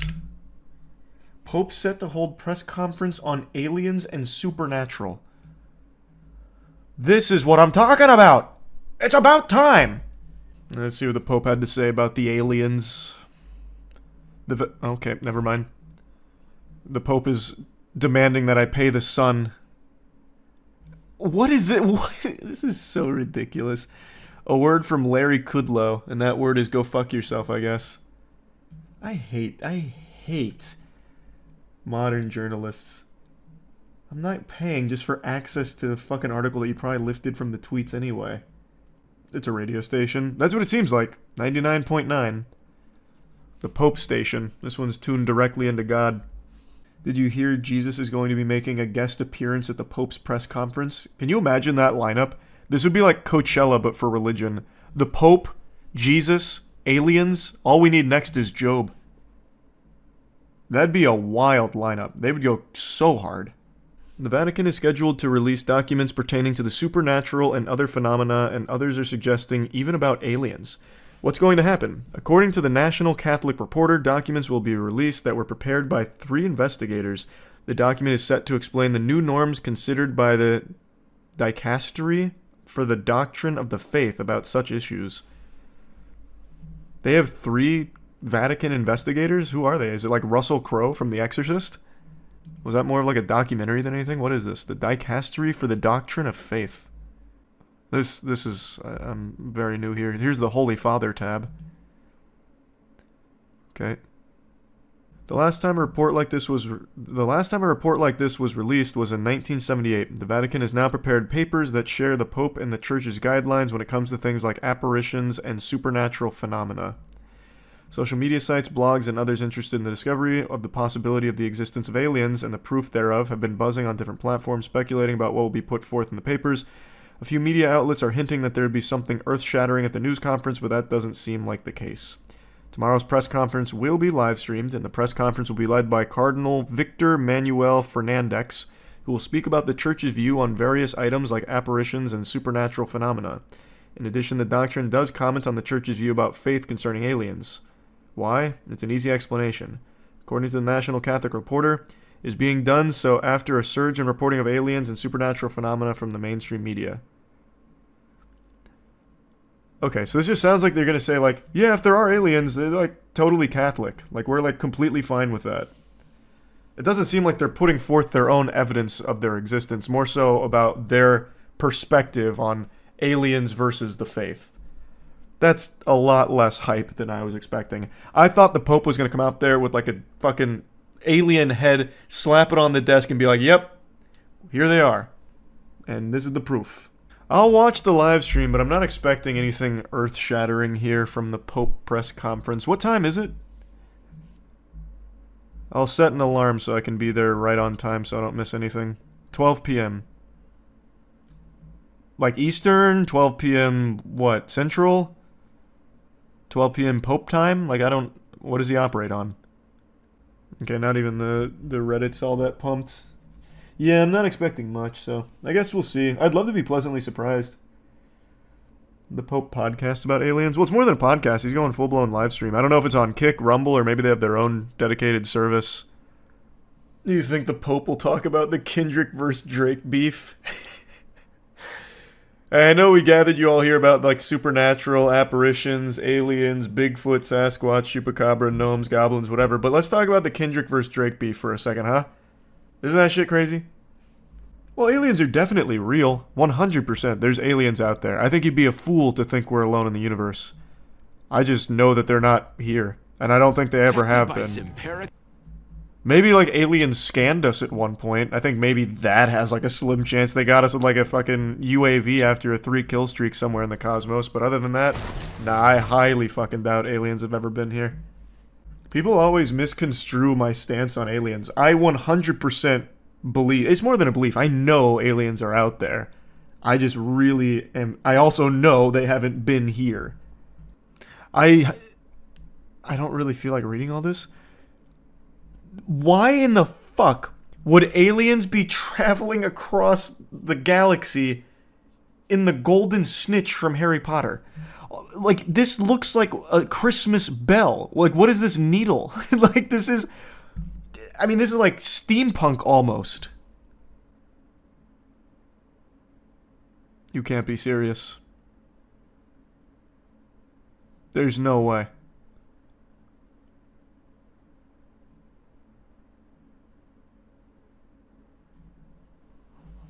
Well, can't argue with that. The Vatican Alien E3 showcase has concluded. It was about 2 hours long, and I have no fucking idea what they were saying. There's no subtitles that were available for it, So I had to wait for it to be translated by others so it could be fed to me, baby birded, just vomited into my mouth about what was discussed. And the answer couldn't have been more underwhelming. This was like the Willy Wonka experience, but for adults. It's so fucking lame. Basically, they just came out with these set of rules and guidelines that would help people avoid being the victim of scams and hoaxes. So, since alien sightings and UAPs and all types of supernatural phenomena are being reported so frequently, and a lot of times, well, every single time pretty much, it's all from bad actors fraudulently just using this as a way of making money off it or generating headlines, the Vatican decided to come forward and tighten its grip, just get like this titty twister on it, and let people know, from now on, only a pope rather than local bishops can declare apparitions and revelations to be supernatural. So that's a pretty vague term, that's kind of all-encompassing, so if you see like a light in the sky that you can't quite explain, you can now no longer write it off as aliens or try and portray it as something other than, well, that was a weird light, until a pope comes forward and says, yep, that shit was freaky. That one's going in the alien logbook, son. So, from now on, only a pope has the power to declare something as supernatural. And this is basically just patch notes to their previous guidelines issued in 1978. And the reason they did this is to crack down on people falling victim to bullshit baloney. So, as mentioned here, some cases of supernatural phenomena were exploited for profit, power, and personal interest, or even a pretext for exerting control over people or carrying out abuse. There's a quote here that says, "The possibility of believers being misled by an event that is attributed to a divine initiative but is merely the product of someone's imagination, desire for novelty, tendency to fabricate falsehoods, or inclination towards lying." So overall, this press conference was about announcing these new rules which aim to streamline the process of declaring something truly supernatural, so that way people can avoid being scammed as frequently as they have been. So for everyone like me who wanted this press conference to have like eye-opening new information about aliens or anything supernatural, we were left high and dry, dick in hand, with nothing to eat here. This breakfast that they served up was a fucking nothing omelet, unfortunately. I mean, it's cool that they're doing something to try and crack down on people using supernatural sightings to exploit people. Like, yeah, that's obviously a good thing to try and, you know, tighten the screws on. But damn, the way that the media hyped this up really had me and many others believing that this might be something big. Like, the Pope comes forward, like, you know, pyrotechnics are going off, smoke shooting, they start playing the Undertaker WWE walkout music, and the Pope approaches the mic, flips down a pair of sunglasses, and says, "We're not alone." But that's not what we got from the live stream. Maybe one day, I guess we'll see, but yeah. That's the most recent alien update in the world. I keep my finger on the pulse of anything extraterrestrial, so yeah, anyway, that's about it. So yeah. See, Harvard published a study saying aliens may be living on Earth disguised as humans. I saw... It's not like a real thing, though. It's like a theory. But based on actually nothing besides, like, maybe they are. There's membership first. I haven't read the whole thing, though. Just little bits and pieces here. Let me pull it up. Aliens may be living among us disguised as humans, claims Harvard study. Recent Harvard University study has revealed that aliens might be living among us probably underground or on the moon. Please get this garbage off my screen.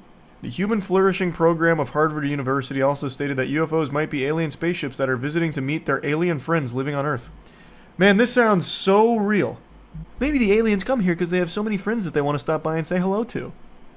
So obviously the most efficient way of doing that is flying all the way across the goddamn universe in order to see their friends in person and say hi. More commonly referred to as UFOs and extraterrestrial beings could be living underground, on the moon, or even walking among humans. The research also explores the idea that UFOs are unidentified aerial phenomena, UAP. Paper also states that the author is aware of the depth of evidence and theory that also tentatively support another extraterrestrial explanation, the crypto-terrestrial hypothesis, linking UAP activity to the action of hidden non-human entities. Where is the evidence? Or anything grounded at all in reality? This theory claims that aliens might have traveled from the moon or other places to visit the Earth and hidden themselves among us. They traveled from the moon to Earth. Brother, that's like a walk in the scale of the cosmos. We would have seen them do that. Magical crypto-terrestrials These beings are like earthbound angels having magical rather than technological relationships with humans, like folklore creatures like fairies and elves. Isn't Harvard supposed to be prestigious? Is this in the paper? Or are they just going over all kinds of potential theories? Fairies and elves? The primary weakness of the theory is its perceived oddity, especially for those accustomed to conventional scientific explanations. You mean logic? The primary weakness. As if there's any strength to it. Other than, like, I want to believe in this, so maybe it's possible. The researchers admitted that their research was likely to be regarded as skeptically by most scientists, but it urged the community to consider their claim in a spirit of epistemic humility and openness. What fucking research? Scrolling through Tumblr? Like, what? Where's the actual paper? All right, I'm reading the actual paper now. This is ridiculous. Now I've got to see. I did not want to bother reading this paper, but whatever. Oh, here we go. From the Human Flourishing Program. What is this? Okay, let's start here. What is the Harvard Human Flourishing Program? That sounds like MK Ultra, except you're brainwashing college kids into being fucking idiots. The Human Flourishing Program, Harvard University. It's integrating knowledge across disciplines. Knowledge, huh? Fairies and elves. Founded in 2016, the Human Flourishing Program at Harvard aims to study and promote human flourishing.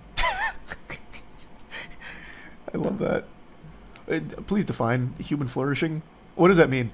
Like, I'm flourishing by opening magic cards because it fills me with a sense of satisfaction. Would that classify as human flourishing? And to develop systematic approaches to the synthesis of knowledge across disciplines. This is just an absolute nothing statement. That's just buzzword for buzzword's sake.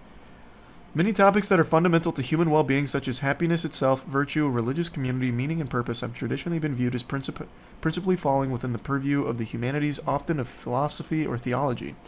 However, robust empirical research literature of these topics is now developed from sociology, political science, economics, education, psychology, medicine, public health, and other empirical sciences. The program's research contributes to the broad question of how knowledge from the quantitative social sciences can be integrated with that of the humanities and questions of human flourishing and how best to carry out the synthesis of knowledge across disciplines. Hopes to bring greater unity to empirical social sciences and humanities. This actually told me nothing. You told me nothing with this. I came into this not knowing what this Human Flourishing Program aimed to do and how, and I'm leaving not knowing what it aims to do or how. Our research. Promotion of flourishing. It sounds like a cult. Promotion of flourishing. The Promotion of Flourishing project seeks to develop and evaluate properties of new measures of human flourishing, drawing upon happiness and life satisfaction, mental and physical health, meaning and purpose, character and virtue, and close social relationships. Alright, so this is the Human Flourishing Program. Your guess is as good as mine. Now, back up. What the fuck do aliens have to do with human flourishing? Magical fairies and elves? How does that fall into this department? The crypto-terrestrial hypothesis, a case for scientific openness to a concealed earthly explanation for unidentified anomalous phenomena. Thank you. Yeah, this is the one. Then we explore over 5 sections, limits to historical and geological knowledge, traces of lost civilization, traces of underground civilization, traditions around magical crypto-terrestrials, and UAP-related activity considerations, and UAP-related activity underground, underwater, and nearby, i.e. the moon. We conclude by noting that across these various considerations are actually 4 distinct CTH, whose merits we briefly consider. We recognize these CTHs may rightly be regarded skeptically by most scientists, but argue they nevertheless should not be ruled out and deserve consideration in a spirit of... okay, let me see. There better be some fucking banger evidence. Show me some evidence about the magical fairies being aliens or whatever.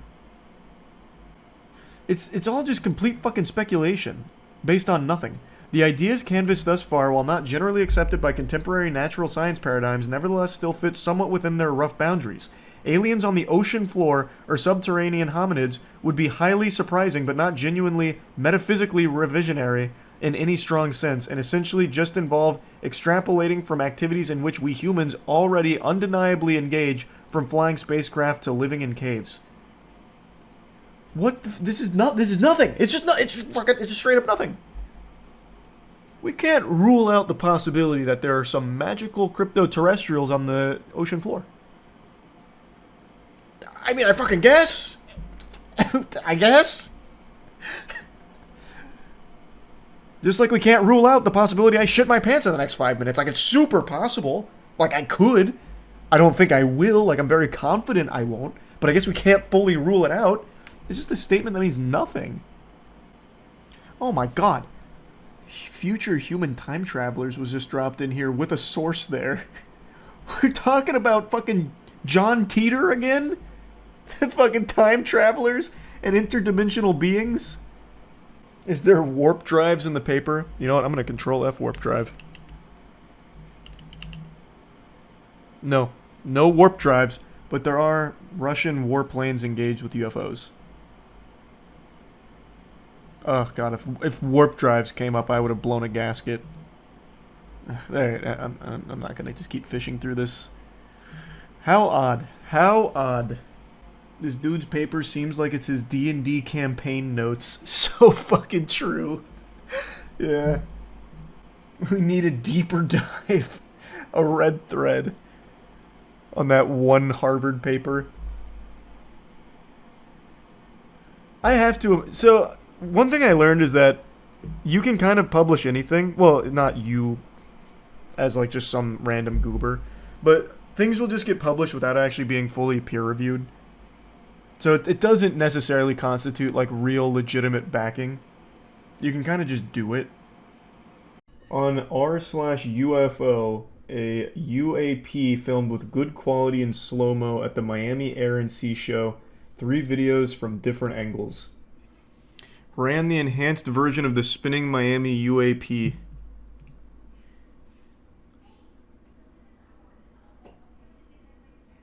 What the fuck did... This?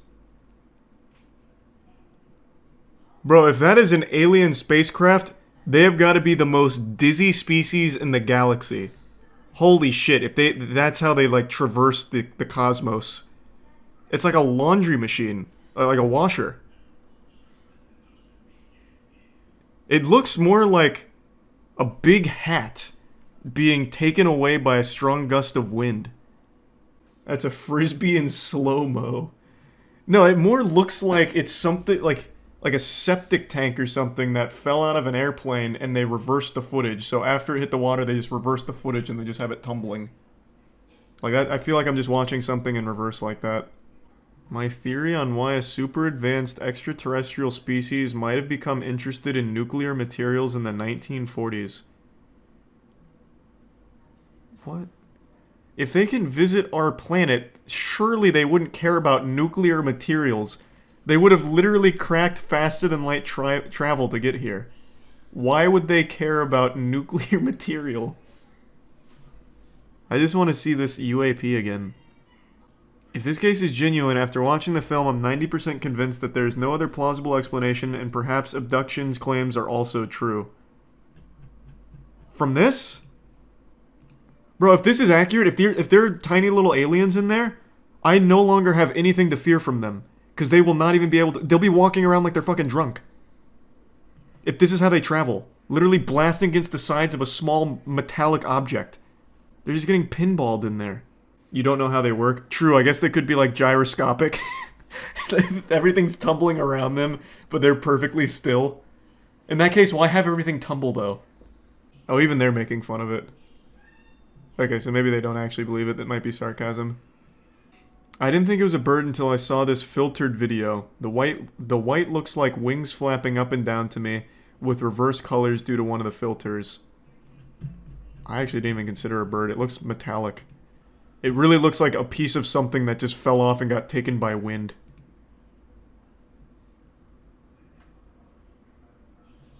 I think he's absolutely right, though. Hold on. Looking at it again, it does look like these are wings. Yep, that might just actually be a bird. Analysis here. What in the fuck is...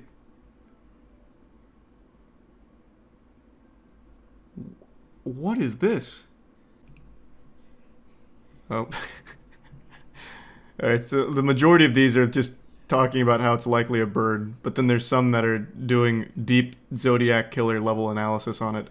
I don't understand, though. Where are the other angles that you were talking about? Oh, here we go, here we go.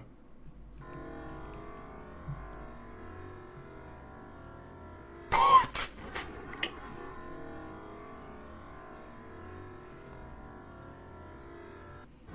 That actually looks like a ball that just gets taken up. Yeah, I don't know, maybe that's not a bird? I don't know. What a weird, goofy thing. It's a fucking beach ball.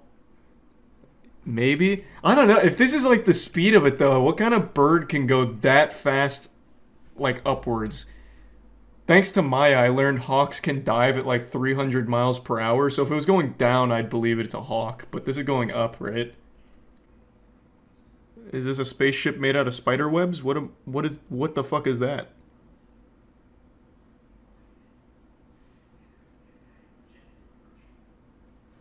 Okay, so this is clearly not the same event. It looks like a badminton shuttlecock. So this isn't even the same event, and it's still here.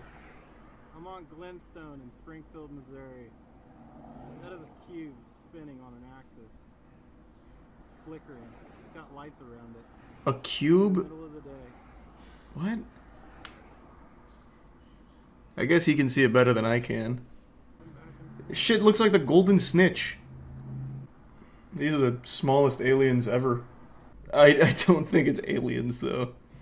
That would be wild if... I would love if it was aliens, though. That would be great. It's fucking balloons. There's probably some experiment. Bro, I don't think this is an experiment. I think this is something very simple, like a really simple explanation. I don't think it's an experiment. I don't think it's aliens. I think it's probably something very easily explained that got taken by strong winds here. Like, I mean, if we want to go like full fantasy or sci-fi here, I guess there is a multiverse out there where this is a small alien surveillance drone. I guess. Explain that now. What, the triangle? Are you talking about this? Alright, let's put on our thinking caps for a moment. Why would aliens visit this planet covertly while also having 4 giant lights and a Rudolph the Red-Nosed Reindeer blinking on it? This is absolutely just a normal drone. Okay, but what if it wasn't? There would be no one happier with the confirmation of a real alien visitation than me. I want these to be real. I want to make that clear. It would make me extremely happy. Since I was an actual infant, my dad has been telling me for years, aliens have visited our planet and we're going to see them one day. I would love that. My dad and I would talk for hours about it. But I don't think the triangle or the tiny little ball bearing that gets taken into the sky here is those aliens. I guess it could be D.B. Cooper's spacecraft too, yeah. I guess you never really know. Right over our heads. Pointing it right at him. And now he's turning. Whoa, whoa! Yeah. You scared him! Yeah, it just flashed. I'm lasering at him. God, they're gonna blow up our fucking planet. Stop pranking him. Stephen Greer has an app called CE5 Contact that teaches you how to perform a seance and summon UFOs. In the documentary Close Encounter of the Fifth Kind, you can supposedly see it working. I might need to learn that seance. Ever had a personal alien/UFO encounter? No, But if you ask that question to my dad, he's going to tell you the same story he tells everyone else anytime it gets brought up. My dad is convinced that one time he and I saw a UFO together. We were on a lake and there was a big bright light in the sky. I don't remember exactly like how bright or anything like that, but I remember it being a big bright light in the sky. And my dad and I looked at each other and he pointed at it and I was like, "Hey, I see it." And then when we looked back, it was gone. And my dad is convinced that that was legitimate aliens that were watching us. I don't think it was the sun because it was past sundown, but at this point it's been so long that it might have just been the sun. I don't know. If I had to guess, it was probably just like an actual like plane that was moving fast and low. Because it was sundown, so you could definitely see plane lights in the sky, but it was lower than you would expect. But I'm guessing it was probably a plane. Especially since that lake was near an airport anyway. Why do you refuse to believe the truth? I just don't think that was aliens. Like, why would the aliens fly a goddamn spotlight to our planet?